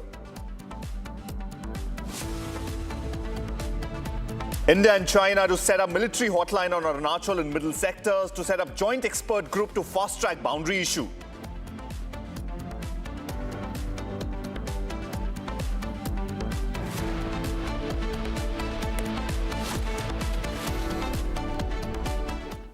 Viewers, welcome to Live and Breaking with me, Karun Seth on Republic. Now, the Nepal government intensifies flood response in Rasuwa search, rescue and relief operations in areas affected by massive floods in Botakoshi River. Nepali army delivers essential food, tents and medicines to those at risk. Army and private helicopters pressed into service. Foot teams deployed in Timure, Sayabusi and riverine areas. Now, the government urges residents near the river banks to stay on high alert.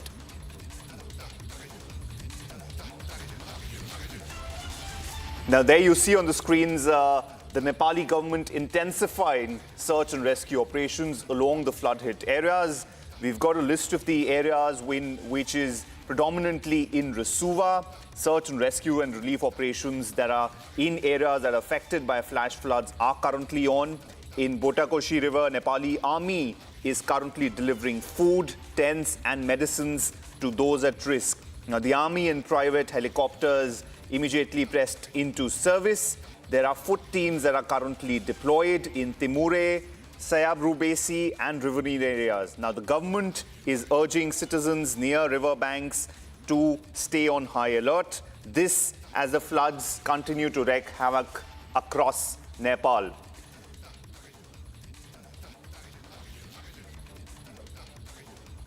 Now, this, as you see visuals on your screen, viewers, the Nepali security forces, search and rescue teams are currently in operation across the flood-hit areas, specifically across the riverbank areas. All right, viewers, moving on to our next update. Massive flash floods, devastation across Nepal and Tibet is what we're seeing. Over 550 people are missing in Tibet. The Chinese state media has confirmed this. At least 162 are dead in Nepal as of the latest updates and in the floods so far. Now, rescue and search operations have intensified on both sides of the border. We see rescue and search operations both across the Nepali side as well as the Tibetan side of the border. Search and operations are currently underway. The latest figures that are coming to Republic is that over 160 people have died, over 550 are still missing. And on both sides of the border, both on the Tibetan side of the border and across the Nepalese side, the search and rescue operations are currently in way. You see on your screens on the right, viewers, this is members of the search and rescue operation. And now the Chinese state media, now remember this is coming in from the Chinese side now, has confirmed that 550 are missing in Tibet alone. Now the numbers that we're getting is 160 have died in Nepal. Additionally, from the Tibetan side, we're getting updates from the Chinese side that over 550 are still missing. Now, if you look at the visuals there, viewers, you see a bridge there being carried along with the water. You see mud, you see water, you look at the brown water there, you see a house there which is literally on the verge of collapsing. Look at the strong flow of water there, visuals. That's the force of the Botikoshi River. Now, massive surge of muddy water roaring through the valley, wiping out riverbanks, tearing down structures and threatening entire communities. Now, authorities are issuing stern warning to everyone along those riverbanks to move to higher ground immediately. There you see some of the rescue workers running away because of the sheer force of the water there. Oh my God, Mario. Oh my God, Mario. Oh my God. Oh boy. पूरे सिंगे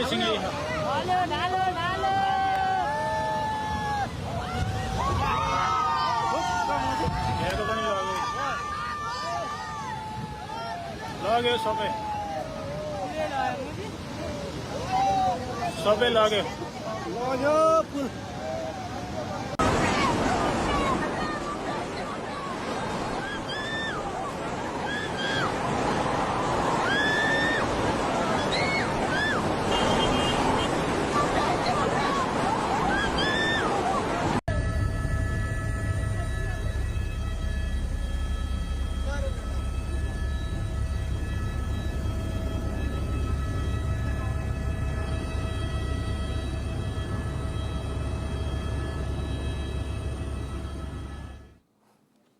Now, viewers, we're getting the latest numbers on the tourists from India who are currently missing in Nepal. It's been confirmed to Republic that 37 tourists from Tamil Nadu, 32 from West Bengal are among those who are missing. Over 130 Indians in total, as per the Nepali officials. Now, flash floods swept through central Nepal, cutting off affected areas, stranding many. Now, the surge was triggered by a glacial collapse near the Nepal-China border. There you see visuals on your screen, viewers. Ground zero images right there on your screen. Army personnel and local security forces, people pulling out of high-risk areas. Now, the emergency response is happening at lightning speed, but there you see people submerged in water and the rescue official people trying to escape the flooded areas, mostly submerged in water and trying to escape the areas. There you see flashes of the high-velocity water. You see a lot of mud there. You see on your screens there, viewers, that's coming in round zero visuals of the flash floods in Nepal, where citizens are struggling to come out of the water. We have dead bodies, unfortunately, that are currently being recovered. You see people, the rescue officials, rescue personnel there, and there you see the massive flow of the water. You see that huge flow of mud. Structures, look at the force of that water, viewers. That's the Botikoshi River, now an absolute torrent. Now, what started as a landslide became a dam of debris, and when that gave away, it created a wall of water that crashed down through these narrow valleys. You can see the debris in the water there, trees, rubble, parts of buildings. Communities that existed for generations are just gone, viewers. Unfortunate there. The flood has happened so fast. Rescue teams are telling us people had almost no warning. The water moving through those valleys at incredible speed. Now, if you were downstream, there was no time to escape, and you can see why. This is a normal river flooding, viewers. This is a surge of water with the force of concrete. The destruction there, almost total. Houses there, you can see just partially submerged in mud. Some swept away completely. The mud that came with the water has buried entire settlements. And it's not just home, viewers. Critical infrastructure there, gone. You see a bridge being swept away. 6 major hydropower stations have been damaged. This means the region is now facing power cuts on top of everything else. Look at these bridges, viewers, completely destroyed. That cuts off access. Rescue teams cannot reach some areas because there are no roads left. It creates a cascading crisis, viewers. People are trapped. Injured people cannot get to hospitals. And then there's a question of aftershocks. We are still in that risk territory. There you see the house. The valley here lined with communities. Every settlement across this river system has been hit, viewers. From Rasuwa district all the way down through Novakot, the government has activated search and rescue, but the terrain, you see, viewers, is extremely difficult there. The terrain, extremely difficult. Helicopters being deployed. There you see the search and rescue officials being deployed. But ground access is simply not possible in many areas. Rescue teams working around the clock. You see there the sheer force of the water. You see there the Nepalese army personnel, the armed personnel, local police, all mobilized. They're using helicopters because that's often the only way to reach survivors. And they're searching for bodies. Look at the force of that water, viewers. Houses, floods, people running from those flooded areas, crushing flood waters, wiping out villages there. Now, viewers, in another major breaking, more than 300 foreign nationals who are missing in catastrophic flash flooding areas that hit Nepal on Wednesday include 47 Americans, 33 from the UK, and about 34 Australians as well. These are the numbers we're getting of the foreign nationals that have been hit and swept away in the flash floods in Nepal. 300, we hear, is the total number of foreign nationals who are missing in the catastrophic flash flooding that hit Nepal on Wednesday. This includes 47 Americans, 33 Britishers, and about 34 Australians. Now, this has prompted international assistance to Nepal. It's been nearly 24 hours now since massive flash floods and landslides wiped away entire villages in Nepal over the border with Tibet. Over 157 people have been killed and hundreds more are missing, many of them foreign tourists, authorities say. We've gotten the exact number there. We see over 33 Americans which are missing. We get about more than 30 foreigner Australians who are missing and more than 30 Britishers who are missing there as well. And now that with the foreign nationals missing, international assistance is also reaching Nepal.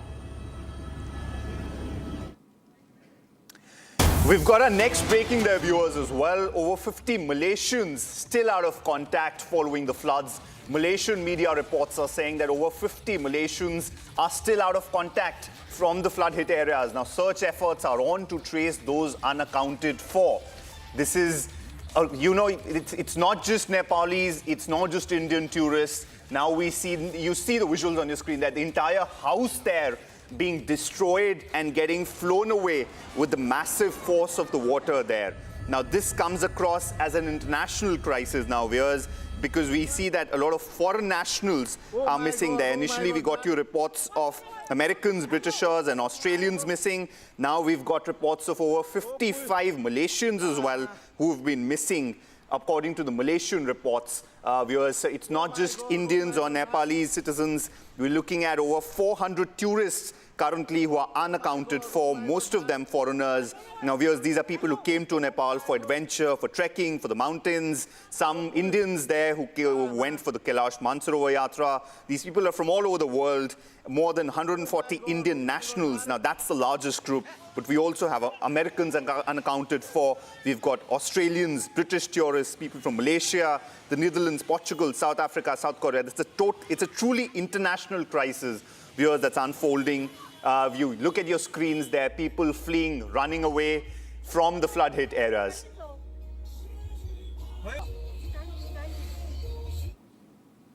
Now, viewers, Nepal is battling a devastating flood crisis, as you all know, with massive flooding leaving behind a trail of unprecedented destruction across the country.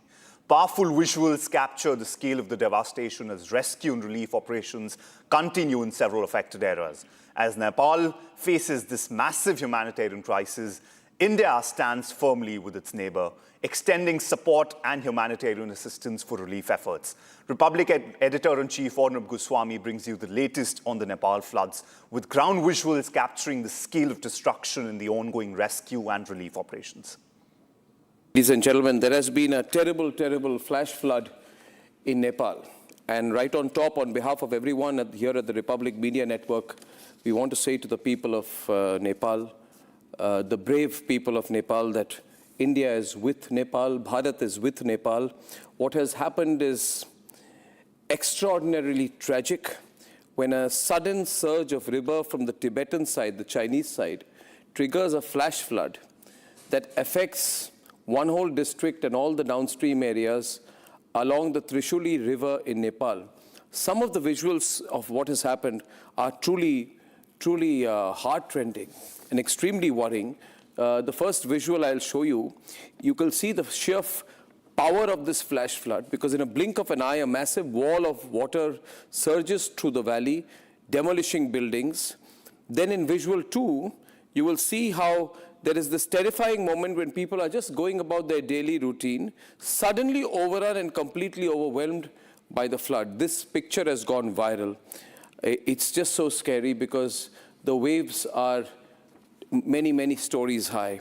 In the third visual, you will see how people are running across the roads and the bridge trying to save their lives, but the water from the flood completely overwhelms the area and it sweeps everything away, completely submerging this whole area. Look at the force of the water as it enters that area. Ladies and gentlemen, the extent of the devastation and destruction is so extreme. The sheer overwhelming force of the volume of water in visual 4, which is causing the devastation. Cars are getting rocked, completely taken away, house broken, taken away too. And in visual 5, the water's volume and force and the speed with which it is devastating everything in its path is clearly visible. You will see the kind of embankments, like dam-like structures which are washed away. I have personally never seen this force of a flood happening. They say it's a combination of events, but there are certain concerns about what has happened from the Chinese side. We'll talk about that later today on the program. Viewers, there is a 10-second visual which shows the exact magnitude of this flood. You must see this because this is from a top angle. Just look at the sheer strength as it takes the house away and then submerges the whole area. And in the last visual, you will see a bridge which is swept away. This is unprecedented destruction and devastation in Nepal.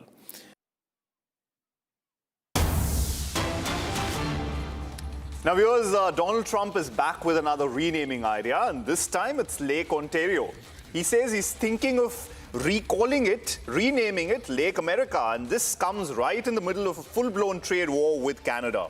Remember, last year he renamed the Gulf of Mexico as Gulf of America by executive order. Now it seems Lake Ontario is next. The US and Canada already locked in a tariff fight, 50% tariffs on $20 billion worth of Canadian goods after talks collapsed. Now that's President Trump for you, back again with publicly floating the idea of renaming Lake Ontario to Lake America. He announced this on Truth Social day before, on 25th August, this amid escalating trade tensions with Canada. Now, why the name change? Well, the proposal here is directly tied to his administration's trade war with Canada. Specifically, Donald Trump has also linked it to a breakdown in trade talks and a personal spat with Ontario Premier Doug Ford. Now, Trump has stated that he doesn't expect to be doing much business with Ontario any longer. Now, viewers, this follows a pattern. This mirrors Trump's 2025 executive order to rename the Gulf of Mexico to the Gulf of America. And now again, amid the trade war between US and Canada, with both sides, after the trade talks between them failed, it's the US which initially stated that they'll be imposing 50% tariffs on $28 billion worth of Canadian goods which will be imported into the US. It was followed by a tit-for-tat action by the Canadian side, with Doug Ford announcing that Canada will match it with a 50% tariff from their end as well on $20 billion of American goods being imported into Canada. Now, while President Trump has broad authority to rename domestic geography features, remember, he cannot unilaterally name an internationally shared body of water. And any US change would only apply if the federal government actually agrees to it.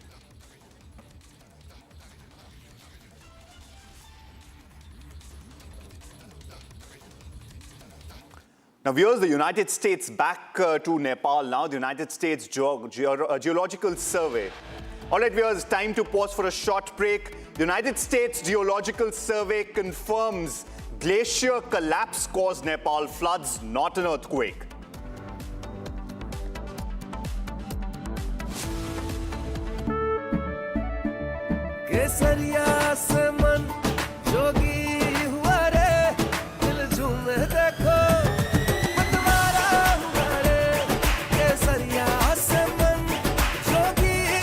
हर पल मनाओ केसरी त्योहार विमल बोलो जुबान केसरी R pure सूजी pasta उबालो मिलाओ और खाओ 8 मिनट में तैयार क्या टेस्ट है सबका राजा R pure masala AU current account के साथ मिलता है free UPI QR overdraft facility और एक ही ऐप से बैंक के सारे काम। AU सोच बदलो और बैंक भी। चमकी चाट से क्या बना है? आलू चाट या फ्रूट चाट, स्वाद बनाए चमकी चाट। क्या बात है? स्वादिष्ट पकोड़े और फरसान, अरे चंकी चाट है इसकी जान। असली स्वाद सिर्फ चंकी चाट।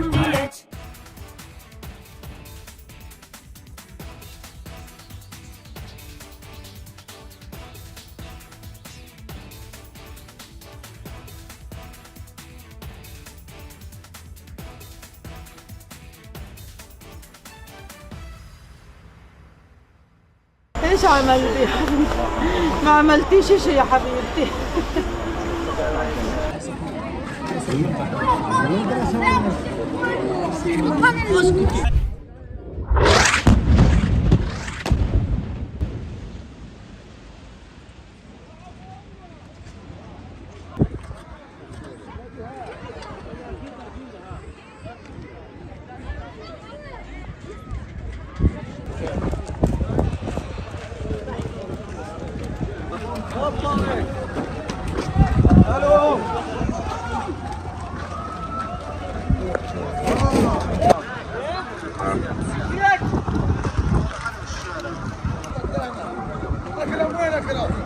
ايوه باص هنا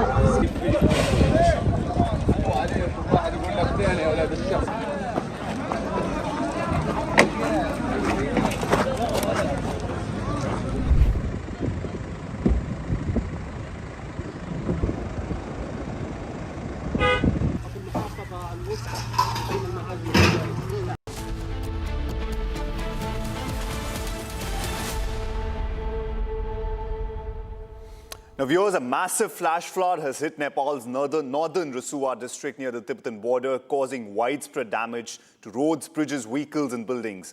Visuals from the affected area show the scale of destruction after a sudden surge of water and debris swept through the region.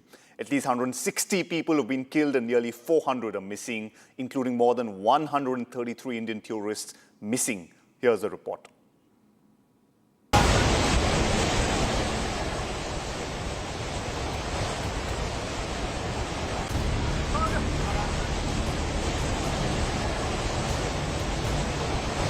Sudden surge of water triggered flash flooding in Rasuwa district of Nepal, causing extensive damage across the region. The rising waters quickly submerged areas along the river banks, with the flood carrying large amounts of debris downstream. Several trucks were caught in the flood waters and swept away along with the debris. Buildings in the affected areas also suffered heavy damage, with some structures collapsing amid the flooding. Several vehicles were also swept away by the strong current as the flood waters moved through the area. Critical infrastructure was affected as well, with a hydropower project damaged by the flooding. A bridge in the affected region also collapsed under the impact of flood waters, disrupting connectivity.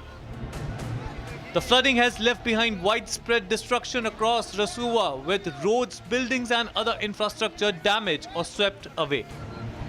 The floodwaters have also moved downstream towards the Trishuli River basin, with areas including Nuwakot being closely monitored. Rescue teams from the Nepal Army, Police and Armed Police Force are carrying out search and rescue operations, while authorities continue to assess the damage. The cause of the sudden surge is still being investigated, with officials examining the possibility of a glacial lake outburst flood after significant rainfall was recorded on the Tibetan site. Now, viewers, Nagaland Minister Tenje Nimna Along shares a special Onam wish.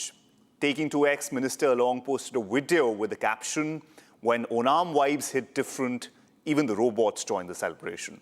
Now, the video shows robots joining in the festive spirit, reflecting the joy and colours of Onam. We leave you with the visuals and the video.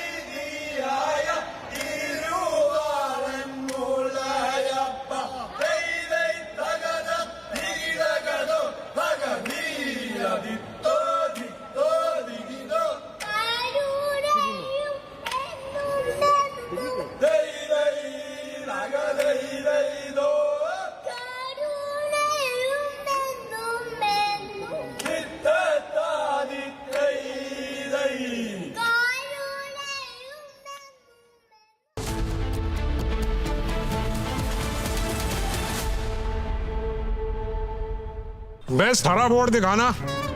सबसे dependable Century HDF premium plus. Trial लूंगा। Sure. Water resistant है, strong है, high density wood fibre structure, advanced German adhesive bonding, solid defence. Trial में pass. Century के 40 सालों का भरोसा, हरे board का असली boss. Century HDF premium plus. कुछ तो सस्ता लो, सब बढ़िया लो। इसमें क्या खास बात है? थोड़े में ज्यादा स्वाद, यही तो है इसकी खास बात। Iran's economy is staring at a fresh shock. the Iranian rial has crashed to a new record low, hitting 2.02 million rial to $1 in market trading. And the timing is significant. Washington is preparing to unveil another round of sanctions, promising to tighten the economic screws on Tehran even further. Donald Trump has already declared on social media, Iran is completely collapsing. But here is the big question, is Iran really collapsing, or is Tehran using the Strait of Hormuz to run its economic weakness into global pressure point? For ordinary Iranians, the currency crash is not just number flashing on a trading screen. It is hitting the kitchen table, it is hitting savings, and it is hitting the cost of survival. Iran was already struggling with a double-digit inflation and negative economic growth before the latest phase of the conflict. But months of war, previous sanctions, and growing international isolation have pushed the pressure to another level. The numbers tell a brutal story. Since the war began, rice prices have reportedly risen by around 60%. Beef prices are more than 150% higher. And the International Monetary Fund is forecasting that Iran's economy could shrink by more than 5%. Imagine what it means for an ordinary family. Every trip to From Asia's largest news headquarters, setting the agenda for Bharat.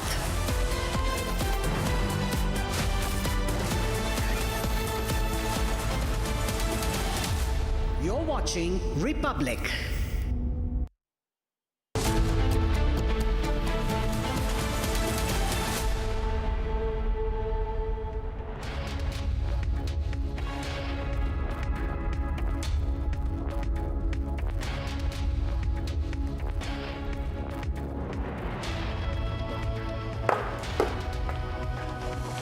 Hello and welcome viewers, you're watching live and breaking on Republic TV with me Ishita Mitra. Now viewers, Nepal has been hit by devastating flash floods. The death toll has now risen over 160 while 500 people are still missing. And in fact, there are 130 Indians among the missing. Rescue operations are now being carried out rapidly on the ground, but villages being cut off, the entire roads, bridges being washed away is now hampering the entire rescue operation. We'll get you all the updates as Republic is present on the ground, getting you all the updates from the ground. First up, a quick check at the top headlines. Over 160 killed and 200 tourists are still missing after deadly floods hit Nepal. India steps up relief measures as flood ravages Nepal. 10-ton humanitarian assistance now reaches the Himalayan nation.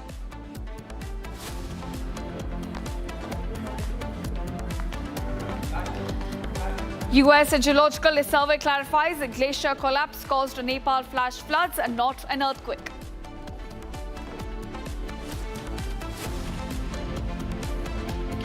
Bihar and Uttar Pradesh remain on high alert after deadly flash floods ravages in Nepal. Water level swells in Bagaha Gandak River.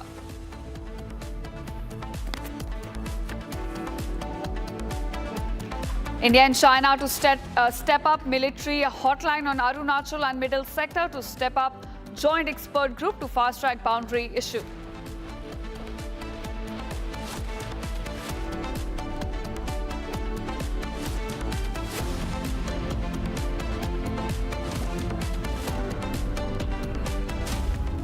Welcome viewers, our top focus at this hour, what is right now unfolding in Nepal. Now viewers, the flash floods in Nepal has claimed more than 150 lives and even more are missing.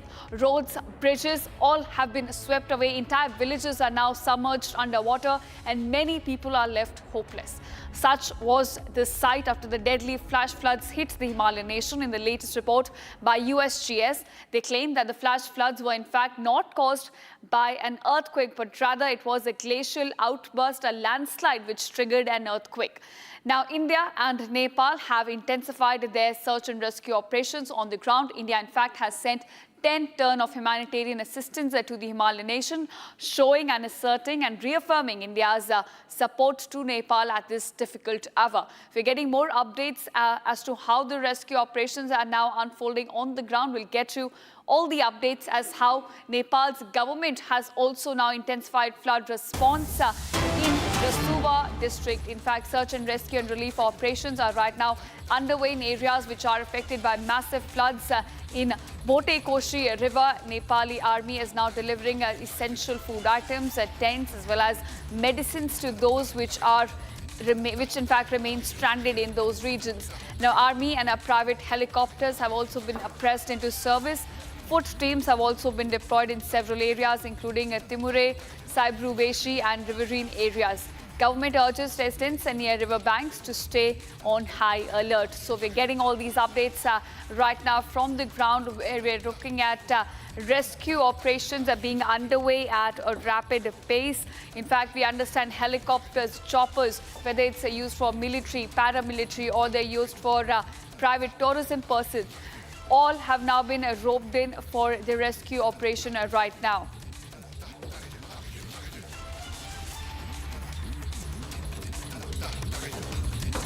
All right. In fact, joining us on the broadcast right now is Ujjwala Nath Khanal, who's also the former Prime Minister of the country. Thank you so much, Mr. Khanal, for joining us on Republic TV. First of all, sending you our condolences at this difficult hour. India stands with Nepal. And now I want to ask you, it's been over 24 hours since this tragedy struck Nepal. We've seen some very scary visuals coming to light, showing us the kind of devastation that Nepal is now grappling with. If you could help our viewers to understand the scale of the damage and the devastation which has, occurred due to these flash floods, and where are we with the rescue operations at this stage? Thank you very much. Actually, it's a very devastating event in Nepal. A very devastating flood, and that has created a lot of material and people lost in our country. About 160 people has already been lost their life, according to the latest information, and more than 500 people are missing, including some tourists also from India and many other countries. So, and many vehicles, about 300 vehicles have been swept up, and 19 bridges and along that river has already been swept up or destroyed, and about 14 hydropower projects has also been damaged. So about 430 megawatt of electricity has been stopped now. That's why the area is facing very much difficulty. The road had been also destroyed. About 42-kilometer roads had been destroyed, according to the information, and the communication has been stopped. But the rescue operation is now going on despite all these difficulties. Right. Military has been mobilized, police has been mobilized, and all political parties, administration, local administration has been mobilized, and the people has been mobilized. So the rescue work is going on. Right. So, you just described the kind of scale of devastation that right now Nepal is grappling with, these flash floods hitting the nation. If you could also elaborate, because you did talk about the kind of challenges that right now security forces and rescue, personnel are facing on the ground. Entire villages have been cut off, roads have been wiped away, bridges have collapsed due to these flash floods. So a lot of the stretch is now not, cannot be reached out. Basically, it's non-motorable at the moment. So what are the kind of difficulties which are being faced during these rescue operations, and at what pace are we looking at these rescue operations to continue right now on the ground? Actually, due to the destruction of the road, it's very difficult to arrive in the difficult area, and people have been running from that area to save their life, and they have already run, and some people have not only some, but thousands of people have saved their life. But how many people has been killed, it's still under investigation. So the communication has been trying to be established by the government. Actually, government has mobilized 6-7 helicopters, choppers, and then they are trying to provide some aid to the area and to the people, and they are trying to save the people also from many difficult areas. That is going on. But people are facing so many kinds of difficulties. Just for example, they have been evacuated from that area, and they have run in adjacent areas. They have no house, no clothes, no medicine, etc. That type of difficulties they are facing now. Sure, sir, we can understand how difficult it must be for these rescue personnel on the ground. But I want to understand, as far as the origin of these flash floods goes, there have been different theories which have come out. First, it was said to be an earthquake which triggered these flash floods. But now the USGS has come out with a clarification saying it was instead a landslide which caused these floods in the first place. How is Nepal's government looking at the origins of this disaster? Actually, this is not the first time this type of incident occurred. Since a long time, ICIMOD was also studying about it and providing some awareness about it, but the proper arrangement was not arranged up to it. That's why this type of devastation has occurred. Actually, this is not the problem of only Nepal. Right. As we all of us know that the carbon emission is going on, global warming is going on, and the ice is melting every second. So many types of glacier glaciers are also melting. That's why any time any kinds of incident could occur. Right. But we have not been able to do proper arrangement to counter this. So this is not the problem of only Nepal. It's the problem of Nepal, India, China, and all countries adjacent to this Himalayan area. Right. Right. So, in fact, I agree with you on this note that, when you talk about global warming, when you talk about increasing carbon emission, Himalayan entire belt is one of the most vulnerable regions in the world. So, therefore, you have India, China, Bhutan, Nepal, all of these nations will get impacted as and when disasters of such scale occur. So, what do you think is the need of the hour? What kind of preparation measures do you think are required, the kind of coordination also required among these South Asian nations at this point? Yeah, South Asia and China must come together to study about it, to provide a proper infrastructure to counter about it, and a proper type of permanent cooperation.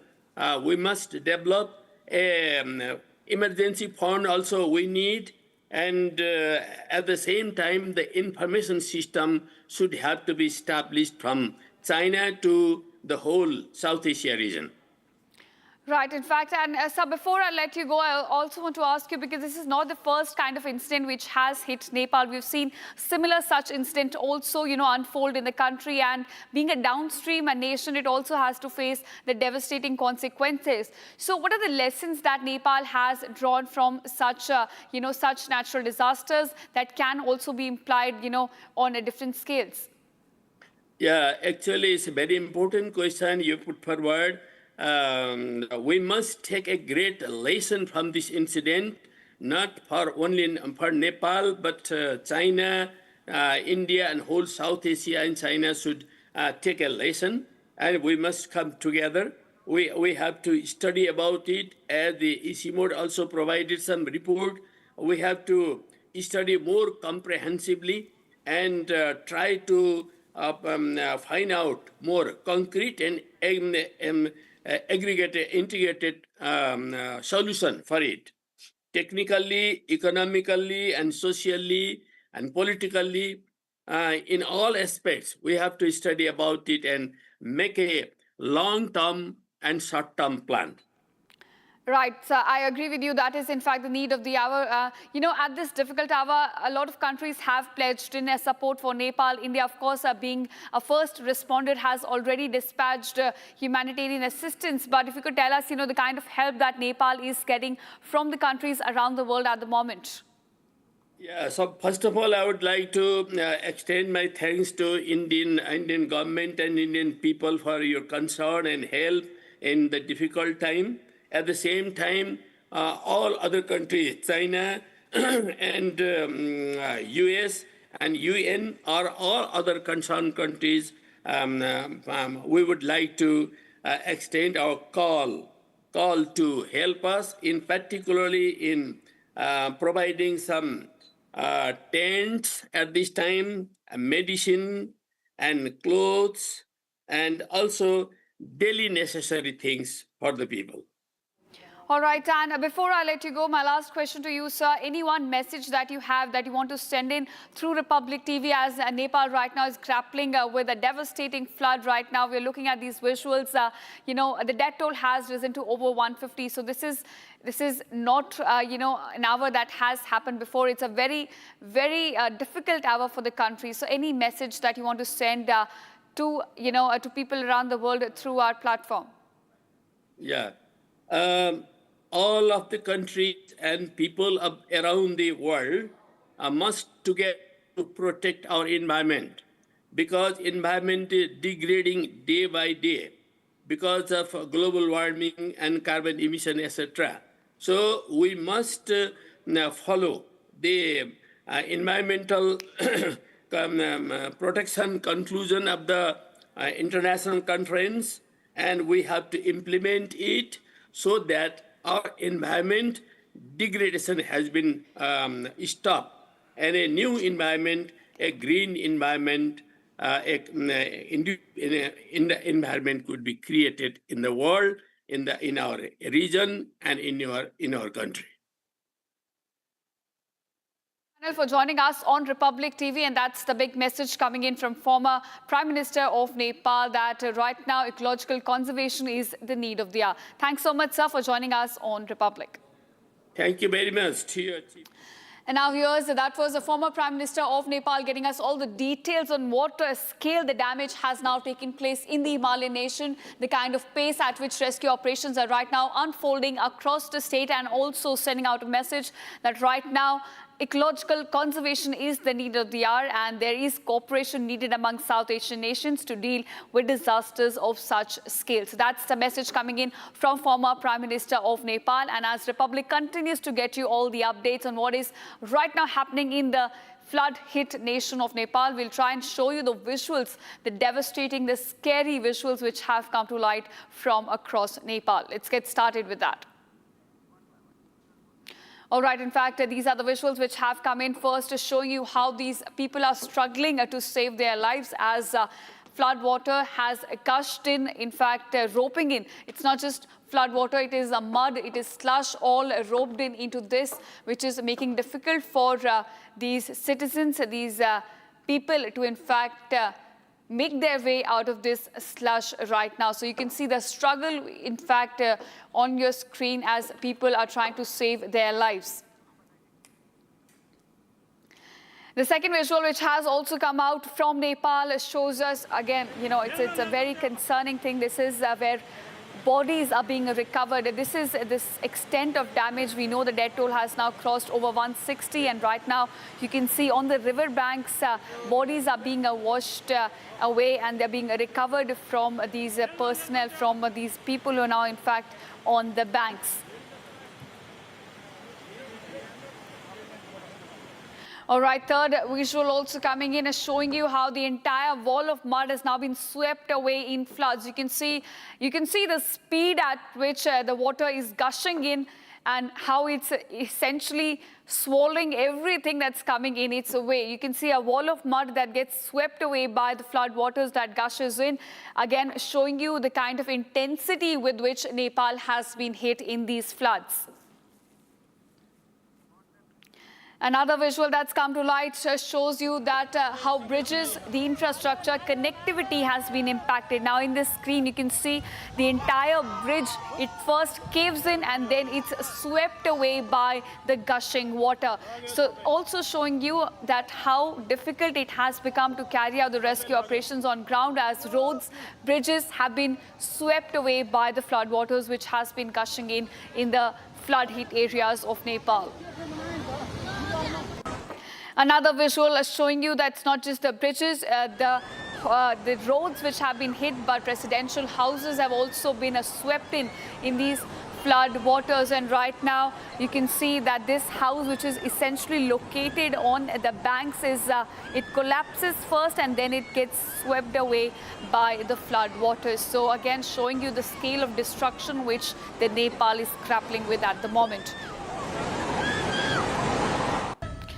And another visual shows you the extent to which villages have been submerged in this entire you can see it's not just the flood waters, it is a mud, slush, all mixed up, and entire villages are now buried in these streams of mud which came along with the landslide. And now these are the visuals which have been shot in through a chopper, from inside a chopper, a rescue chopper essentially.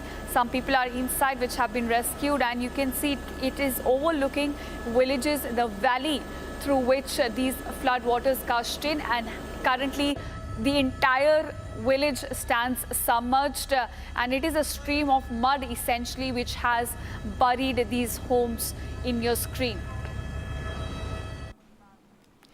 And this is one visual. In fact, it's apocalyptic to say the least, but you know, it's very scary visuals also. You can see people running for their lives as they see how the flood water essentially is gushing in with a kind of speed, with a kind of intensity it gushes in. People can be seen running for their lives. Unfortunately, it was you know, it's no time that they could run away, but in seconds you see that the flood water essentially takes away these people and sweeps away villages. All right, in fact, joining us on the broadcast is Ashirwad Raj Jha, who's joining us from Kathmandu. He's a youth activist and a forester at the moment. Thank you, Mr. Jha, for joining us on Republic TV. We understand right now Nepal is dealing with a very difficult situation at the hour, and in this difficult moment, India stands with Nepal. If you could help us update, you know, with the kind of rescue operations which are taking place on the ground. So what's the latest you're fetching on that? Am I audible to you, Isita? Yes, Mr. Jha, you're audible to us. Please go ahead. Oh, okay, thank you, Isita. Thank you for your prayers and all those things. All of us know that it has been quite devastating moment to all the Nepalese all around the world. And yes, a rescue operation, relief funds are being carried out in the places where the flash flood has been affected. And all the different three major security personnel, Nepal Army, Armed Police Force, Nepal Police, and other various organization, health sector has been working to just rescue and support with the relief funds. And as I was watching the former PM Jalnath Khanal, he told that it has been a very tragic moment to all those who has lost their life, and it was all of the sudden. It's so pity, you know. I see that. Yes. So this kind of calamities, this kind of disaster, it is so unfortunate to all the people who has been lost their life and who has been affected by this. In fact, as you mentioned, we were talking to Prime Minister of Nepal, a former Prime Minister, just a short while ago, and you yourself are an activist, a youth activist. I want to understand, this is not the first time that Nepal has been hit by such a tragedy. We have seen that Nepal, being located, of course, in the Himalayan belt, is very vulnerable to such disasters. So if you could talk about the kind of preparations which have been at place and also the kind of preparations which are needed in future. So exactly. This has been so that we have been weakened in the place that early warning system has to be there, because if there were an early warning system, they were warned earlier. Many lives have been saved at this time. So majorly the Lede Khola, where all this flash flood begin. So it affected the two major rivers, the Botekosi and the Trishuli, which were in the place Kerung, and in the Tibetan side it was Gairong dry port. So on that place, the early warning system or early message should have been conveyed earlier. and this is the responsibility of the government of China and the Nepal government, that they have just made earlier information to all the people who have been settled there. So we as activists, we request the government of both the country, China and Nepal, this will have been prepared earlier to save the lives. Right. And we have heard that different MOUs and different meetings they have conducted. So this kind of calamity disaster cannot be stopped, but the lives of people can be saved. What I mean to tell you. So this could have been informed earlier, this all began with the earthquake in the yesterday in around 8:37 a.m. So the government of Nepal and China, they could have conveyed their message that now the flash flood gonna be occur in these places, this major village cities gonna be affected. So this should be done earlier, All right, so you're saying early warning systems, in fact, need to be installed at the moment, that one can see the ecology of the region is such that one is, in fact, very susceptible to such disasters. On that note, thank you, Mr. Jha, for joining us on Republic and sharing your inputs on this. And with that, viewers, we're slipping into a very short break. Don't go anywhere. Coming up on the other side, India now steps up relief measures as flood ravages Nepal. A 10-ton humanitarian assistance now reaches the Himalayan nation. We'll get you all the updates of what is unfolding on the ground on the other side. Stay tuned.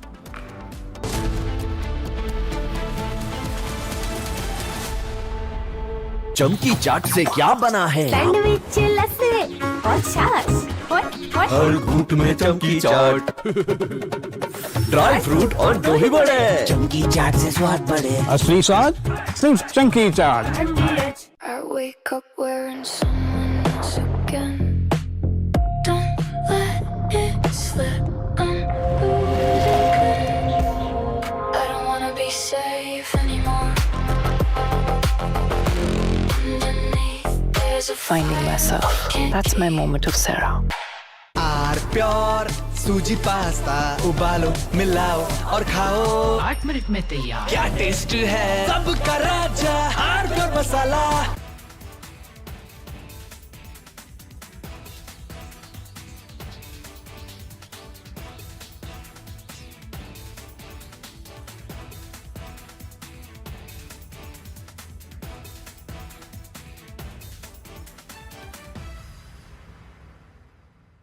ايش عملتي؟ ما عملتيش شيء يا حبيبتي.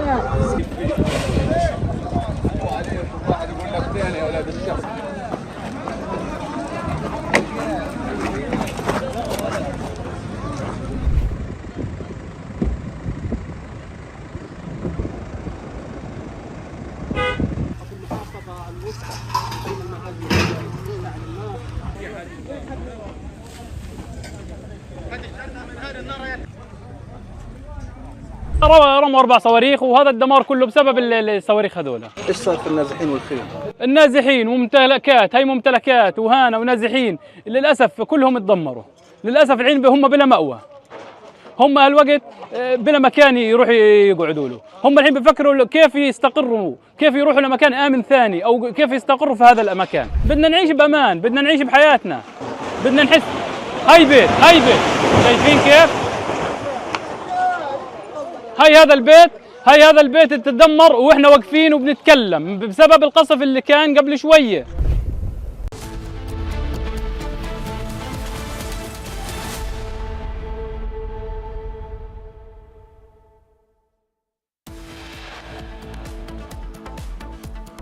Over 160 killed and 200 tourists are missing after deadly floods hit Nepal.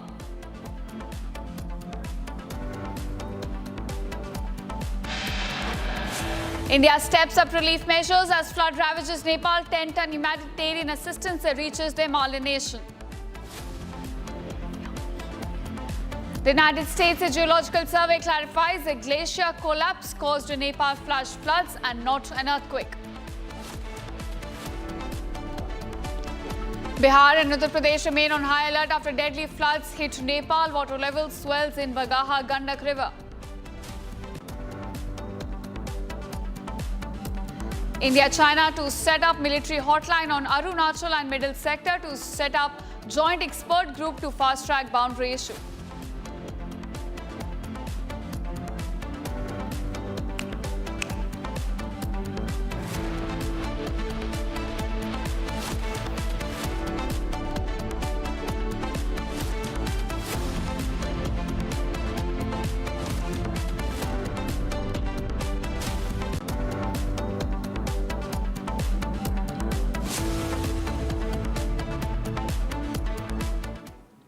Welcome viewers, you're watching Live and Breaking on Republic TV with me, Ishita Mitra, and our top focus right now, what is unfolding in Nepal. Now, the flash floods in the country have already claimed more than 150 lives and over 500 people are still missing. Roads, bridges, all have been swept away while entire villages remain submerged underwater. Many, in fact, are left homeless, and such was the sight after the deadly flash floods hit the country. Now, in the latest report by USGS, the organization has now clarified that flash floods were not caused by an earthquake, but rather by a landslide which triggered an earthquake eventually.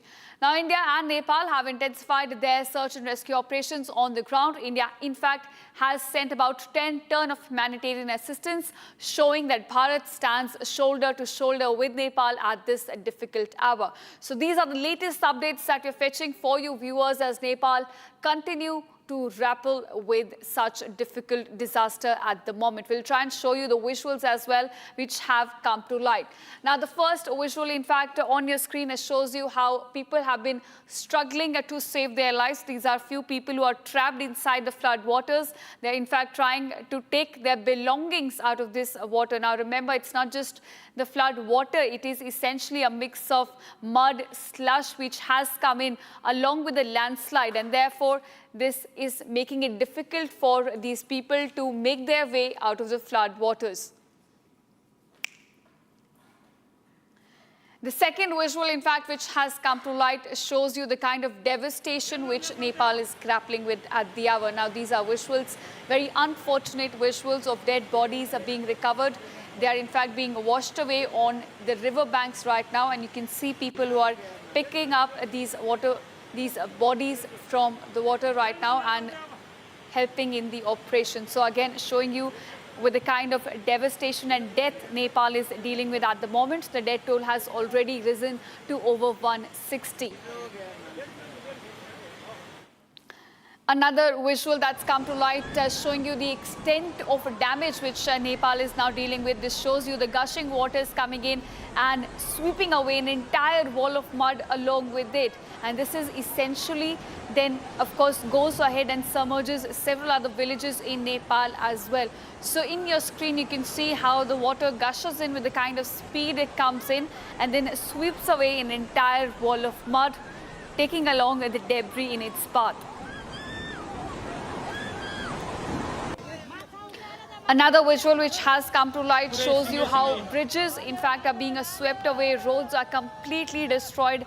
And this is when the flood waters, in fact, seems to be gushing in. You can see on your screen how the bridge first caves in and then is swept away by the flood waters.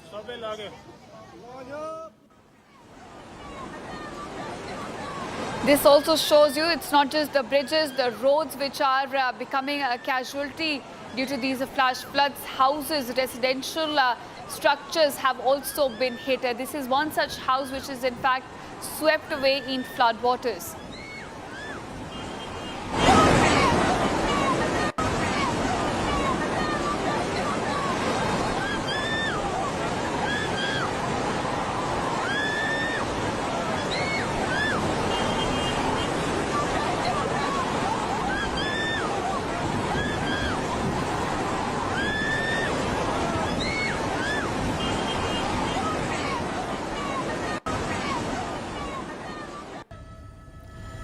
And this is a visual which has come to light showing you how rescue operations are now being carried on a war footing.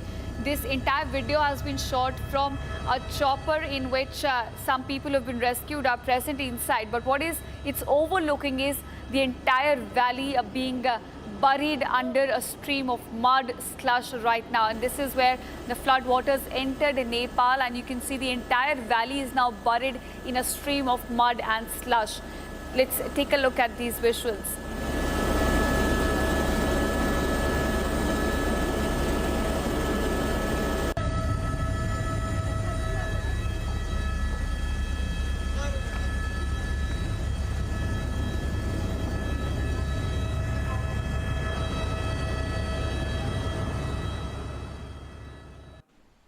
And now viewers, this is another video showing you the extent of damage and the kind of unfortunate incident which unfolded in Nepal. You can see how the flood waters are gushing in, and in a matter of seconds it just crosses into the valley as well, and people can be seen running for their lives in panic. They're running helter-skelter, but of course the speed with which it's coming in, it takes away these people along with it, and it's a very unfortunate visual which has come to light, but also a defining one for what Nepal is dealing with right now.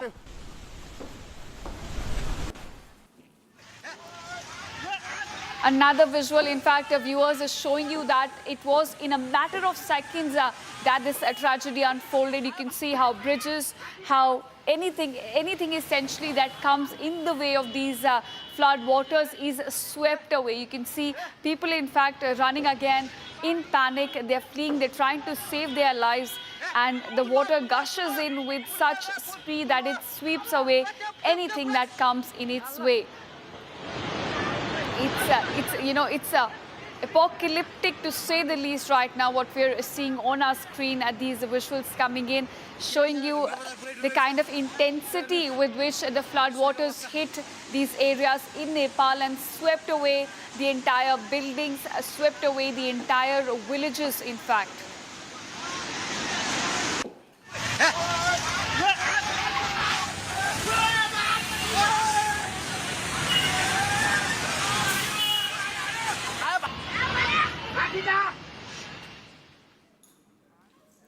Now, viewers, in fact, to further take away and to understand the gravity with which what Nepal is dealing with right now, we'll try and show you the visuals as to what Nepal is grappling with right now. In fact, these are the visuals which have come to light, showing you that, again, citizens struggling there in a stream of mud, slush. Water is there, of course, and, their belongings which have been swept away by flood water. So they're just clinging on to some of their belongings, trying to save them, trying to save themselves as well. You can see one young man, in fact, clinging to a cylinder to save their life. Another visual which has come to light again shows away the unfortunate state right now. These are dead bodies are being recovered, which are washed at the shores, at the riverbank essentially. And these are people who are taking part in that operation. This is what Nepal is dealing with. You can see the kind of intensity, the force with which the flood waters gushes in, and the entire wall of mud is then swept away. So this is what has downstream areas been dealing with, the mud, the slush that is coming in and burying entire villages in Nepal. So essentially telling you how it started. These are visuals coming in from some of the upper reaches in Nepal, of course, and this essentially then goes down and sweeps away, buries down entire villages. This again is showing you that the water is coming at such force that It's not stopping at anything, whether it's bridges, roads, houses, anything that comes in its way is getting swept away. And this is one such house that collapses due to the sheer pressure with which water is coming in and gets swept away in the flood waters. All right, in fact, viewers, as we look at these visuals, one thing has been proven, that Nepal right now is battling a devastating flood crisis with a massive flooding now leaving behind a trail of unprecedented destruction across the country. Powerful visuals that we just showed you, they capture the scale of the devastation as rescue and relief operations are now underway on a war footing across the country. So viewers, as Nepal now faces this massive humanitarian crisis, India is standing firmly with the Himalayan nation, extending support and humanitarian assistance for relief efforts.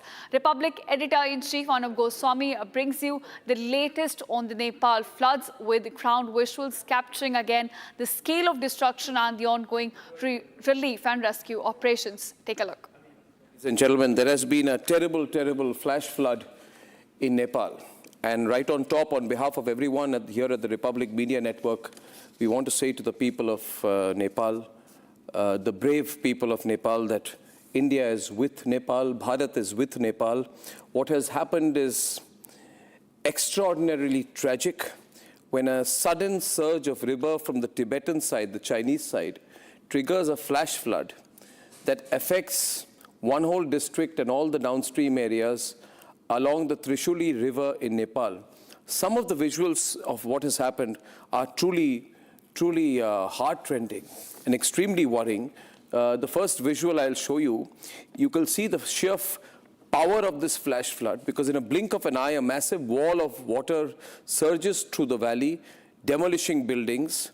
Then in visual 2, you will see how there is this terrifying moment when people are just going about their daily routine, suddenly overrun and completely overwhelmed by the flood. This picture has gone viral. It's just so scary because the waves are many, many stories high. In the third visual, you will see how people are running across the roads and the bridge trying to save their lives, but the water from the flood completely overwhelms the area and it sweeps everything away, completely submerging this whole area. Look at the force of the water as it enters that area. Ladies and gentlemen, the extent of the devastation and destruction is so extreme. The sheer overwhelming force of the volume of water in visual 4, which is causing the devastation. Cars are getting rocked, completely taken away, house broken, taken away too. And in visual 5, the water's volume and force and the speed with which it is devastating everything in its path is clearly visible. You will see the kind of embankments, like dam-like structures which are washed away. I have personally never seen this force of a flood happening. They say it's a combination of events, but there are certain concerns about what has happened from the Chinese side. We'll talk about that later today on the program. Viewers, there is a 10-second visual which shows the exact magnitude of this flood. You must see this because this is from a top angle. Just look at the sheer strength as it takes the house away and then submerges the whole area. And in the last visual, you will see a bridge which is swept away. This is unprecedented destruction and devastation in Nepal. All right, viewers, and now time for some updates coming to life from the world of business. Over to my colleague Rupali for the latest. Yes, Ashita. Big business news is coming from social media giant Meta, which has agreed to pay up to $18 billion to settle lawsuits accusing Facebook and Instagram of harming children, with the payments to be made over the next 10 years. The settlement covers cases filed by 47 US states and territories which accuse Meta of making its platforms addictive and failing to protect young users. So what changes now? Under the proposed settlement, teenagers could be limited to around 2 hours of social media a day. Overnight access could also be restricted, while parents could get more control over how and when their children uses these platforms. That could also limit on notifications and social media use during school hours. Meta will pay at least $12.7 billion, while this could also reach to $18 billion if other major platform agrees to similar measures. Over to you, Ishita. All All right, thank you so much, Rupali, for joining us and getting us the latest on this. With that, viewers, we're slipping into a very short break. Don't go anywhere. Coming up on the other side, Bihar and Uttar Pradesh now remain on high alert after deadly floods hit Nepal. Water level now swells in Bagaha Gandak River. We'll get you all the updates of what is unfolding right now in Nepal as rescue operations continue on war footing. Stay tuned.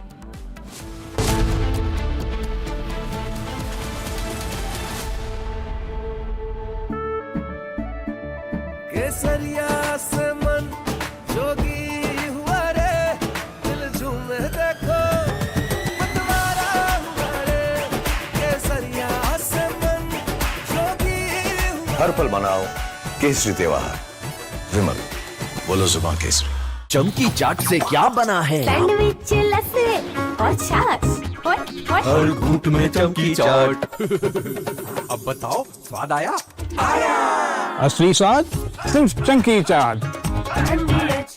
रानी इस घर में कुछ है जो टूटता नहीं। ये pillar कभी नहीं टूटेगा। रुंगटा स्टील टीएमटी से बना। रुंगटा नहीं तो घर स्ट्रॉन्ग नहीं। रुंगटा स्टील टीएमटी बार एकदम सॉलिड। कुछ तो सस्ता लो, सब बढ़िया लो। इसमें क्या खास बात है? थोड़े में ज्यादा स्वाद, यही तो है इसकी खास बात। Iran's economy is staring at a fresh shock. The Iranian rial has crashed to a new record low, hitting 2.02 million rial to $1 in market trading. And the timing is significant. Washington is preparing to unveil another round of sanctions, promising to tighten the economic screws on Tehran even further. Donald Trump has already declared on social media, Iran is completely collapsing. But here is the big question, is Iran really collapsing, or is Tehran using the Strait of Hormuz to run its economic weakness into global pressure point? For ordinary Iranians, the currency crash is not just number flashing on a trading screen. It is hitting the kitchen table, it is hitting savings, and it is hitting the cost of survival. Iran was already struggling with a double-digit inflation and negative economic growth before the latest phase of the conflict. But months of war, previous sanctions, and growing international isolation have pushed the pressure to another level. The numbers tell a brutal story. Since the war began, rice prices have reportedly risen by around 60%. Beef prices are more than 150% higher. And the International Monetary Fund is forecasting that Iran's economy could shrink by more than 5%. Imagine what means for an ordinary family. Every trip to the market costs more. Every saving loses value and the national currency continues to slide. In Tehran, people are reportedly lining up to buy US dollars, desperately trying to protect whatever savings they have left. One 73-year-old Iranian summed up the public.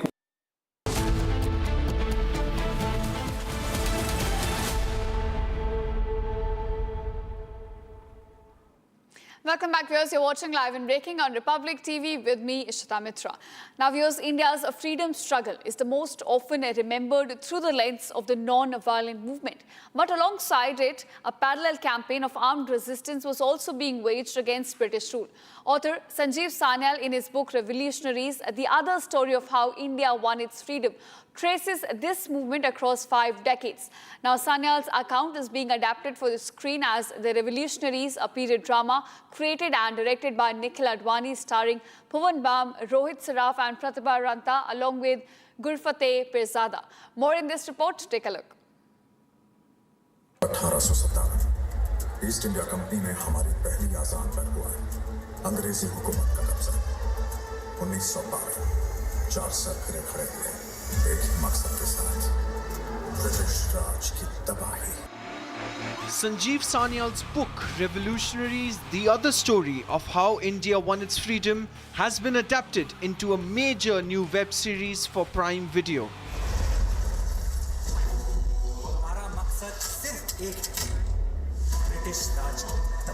Directed by Nikhil Advani, The Revolutionaries brings to the screen the stories of young men and women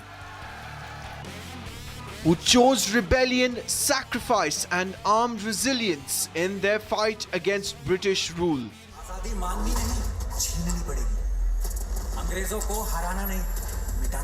The series premieres on September 11th.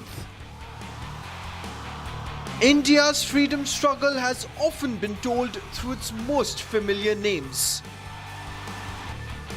But there was another story of young revolutionaries who believed that the British Raj could not be defeated through petitions and negotiations alone.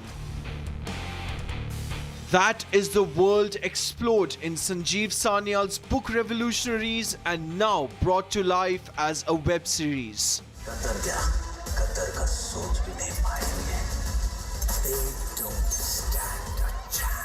The series follows young patriots who take the path of rebellion against the British.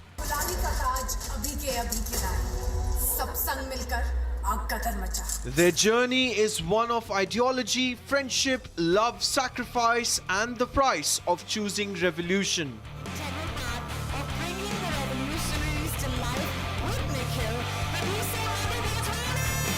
The adaptation is being mounted by MA Entertainment with Monisha Advani and Madhu Bhojwani as producers. The cast includes Bhuvan Bam, Rohit Saraf, Pratibha Ranta and Gurfateh Pirzada. 4 young faces at the center of a story set against one of the most turbulent chapters of India's history.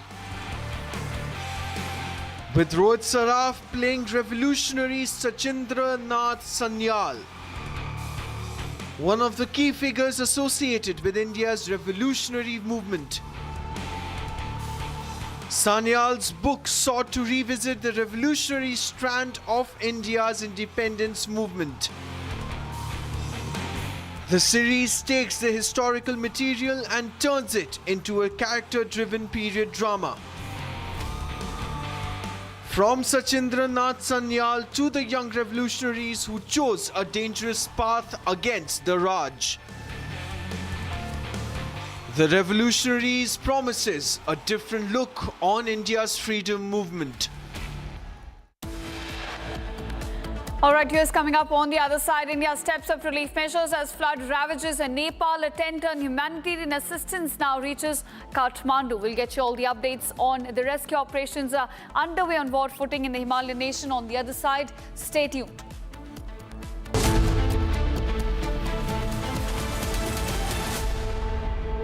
चमकी चाट से क्या बना है? आलू चाट या fruit चाट, स्वाद बढ़ाए चमकी चाट। क्या बात है? स्वादिष्ट पकोड़े और परेशान, अरे चंकी चाट है इसकी जान। असली स्वाद सिर्फ चंकी चाट। Electricity bill paid. Really? Your mobile recharge is done. How? Make all kinds of payments using the Bheem Payments app and get cashback of up to ₹300 every month. Use Bheem app to pay. It's the Mahi way.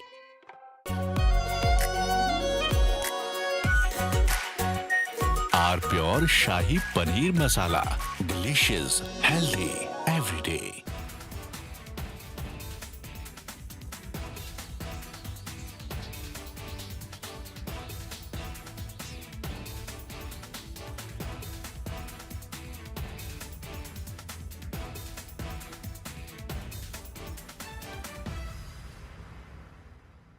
ايش عملتي؟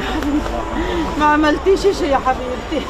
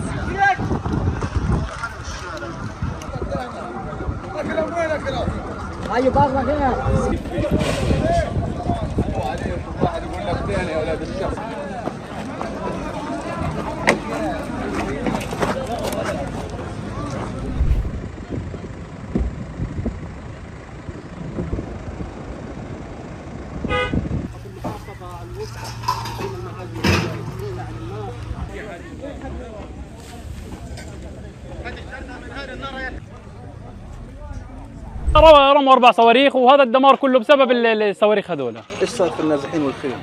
النازحين وممتلكات، هي ممتلكات وهانة ونازحين للأسف كلهم تدمروا.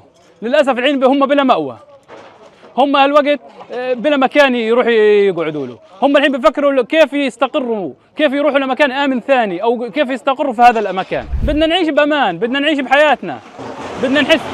هاي بيت شايفين كيف؟ هاي هذا البيت تدمر، واحنا واقفين وبنتكلم بسبب القصف اللي كان قبل شويه.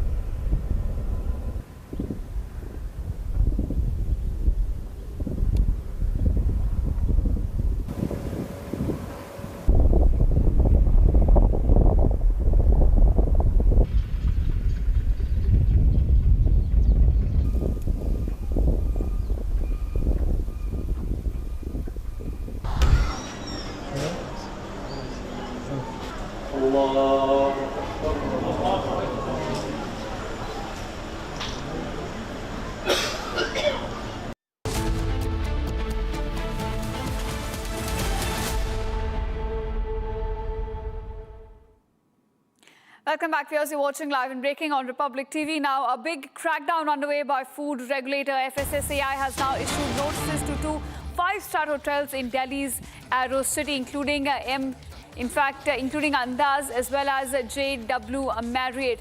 And this is over serious hygiene violations which were found during the interrogation. Now, during the inspection, officials found cockroaches, in fact, in near freezers and expired products, including 87 kilograms of sweets, cake base and bread packets as well. At Andaz, which was in fact, it was flagged that improper segregation of a vegetarian and non-vegetarian food was found. Pest activity, poor sanitation and improper storage facilities were also among the safety violations found at the hotel. Similar such violations were also found and reported at JW Marriott, with the non-compliance of SSAI norms also been flagged. Now, samples have been collected. Further action will be taken once lab reports are in. All right, in fact, as a crackdown continues across India, we're now looking at another concerning incident coming to light. A cockroach was in fact found inside a chiller at a Big Chill Cafe in Delhi's popular Khan Market. Now, a video circulating is now raising fresh questions over hygiene norms which are followed at one of Delhi's most popular cafes. No official response has come in from the outlet yet, but this is not one-of-a-kind incident. In fact, multiple such incidents have now been flagged at very famous outlets and food chains across Delhi, where you can see that hygiene norms are not being followed at all.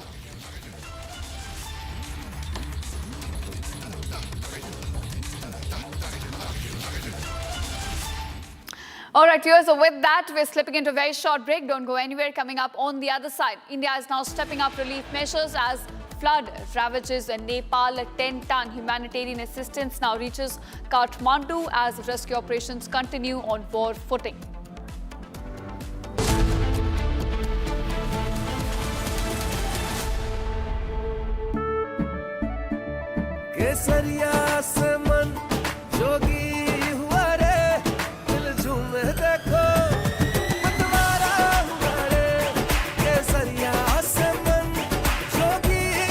हर पल मनाओ केसरी त्योहार। विमल, बोलो जुबान केसरी। R pure सूजी pasta उबालो मिलाओ और खाओ 8 मिनट में तैयार। क्या टेस्ट है सबका राजा R pure masala. AU savings account में मिलते हैं amazing benefits, paperless banking and higher interest, वो भी हर महीने। Money money money money every month. सोच बदलो और बैंक भी। चमकी चाट से क्या बना है? सैंडविच लस्सी और छाछ। हर घूंट में चमकी चाट, ड्राई फ्रूट और दही बड़े। चमकी चाट से स्वाद बढ़े। असली स्वाद सिर्फ चंकी चाट। AU करंट अकाउंट के साथ मिलता है free UPI QR overdraft facility और एक ही ऐप से बैंक के सारे काम। AU सोच बदलो और बैंक भी।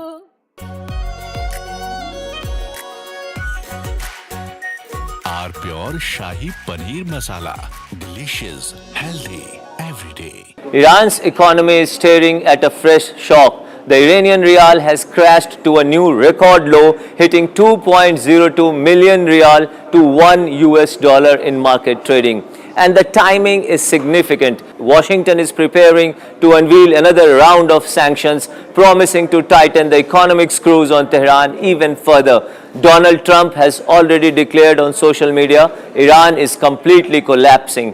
But here is the big question, is Iran really collapsing, or is Tehran using the Strait of Hormuz to run its economic weakness into global pressure point? For ordinary Iranians, the currency crash is not just number flashing on a trading screen. It is hitting the kitchen table, it is hitting savings, and it is hitting the cost of survival. Iran was already struggling with a double-digit inflation and negative economic growth before the latest phase of the conflict.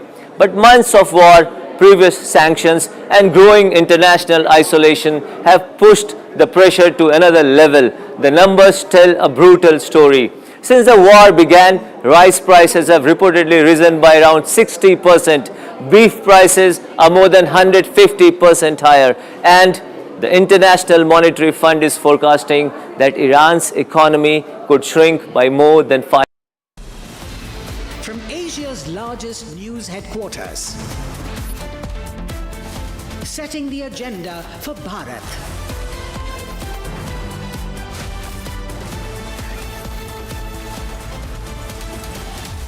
You're watching Republic.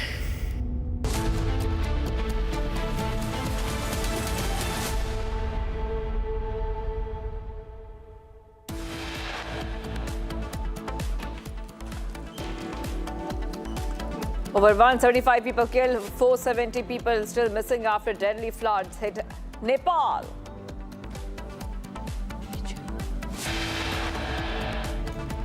India steps up relief measures as flood ravages Nepal. 10-ton aid reaches the Himalayan nation.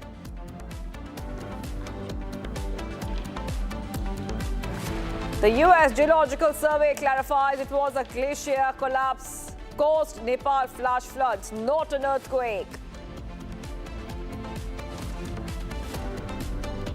Bihar and UP remain on high alert after deadly flash floods in Nepal. Water level swells in the Bagaha Gandak River.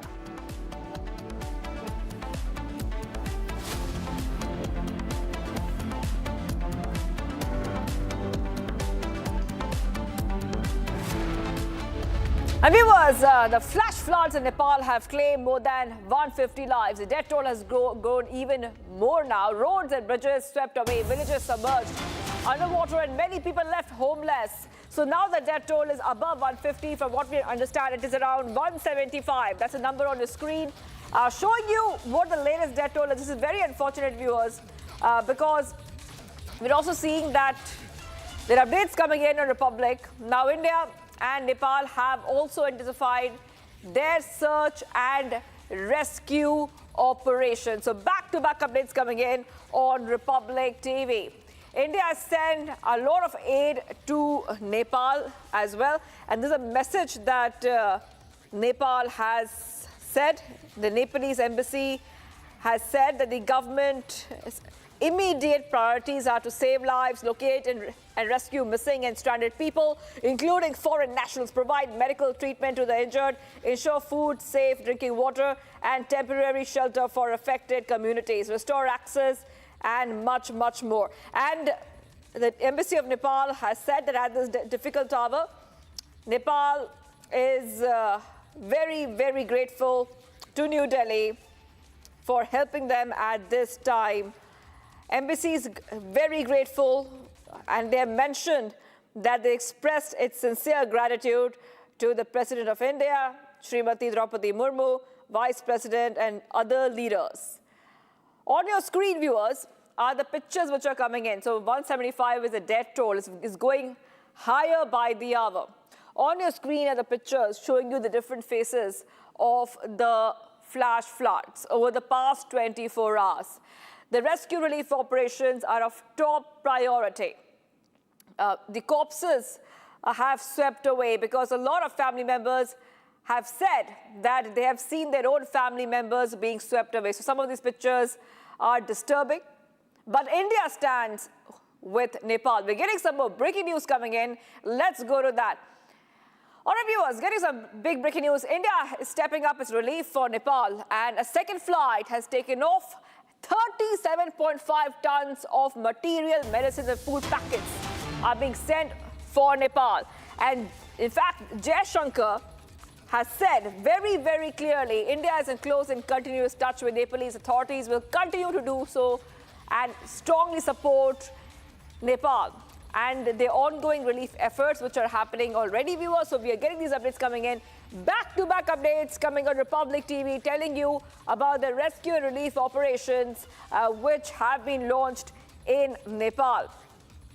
They told you there is a message which has been sent, I repeat, which has been sent by Nepal, talking about what the latest situation is looking like. So Nepal has said that right now they're trying to focus on foreign nationals, provide medical treatment, safe drinking water, and much, much more. It's been more than 24 hours. I'm being joined by Dr. Subodh Dhakal, geohazard expert who's joining us right now. Thank you for joining us here. And he will help us understand. Yes, sir. Thank you for joining us here. Associate Professor of Geology, joining us from the Tribhuvan University, Nepal, and a geohazard expert. It's been 24 hours, Dr. Subodh, and the big focus, of course, would be, and if you could help our viewers understand this a little bit better, would be to make sure there's safe drinking water, that after 24 hours, the survivors are getting the right medical treatment, etc., doctor? Yeah, so the priority for now is to speed up the rescue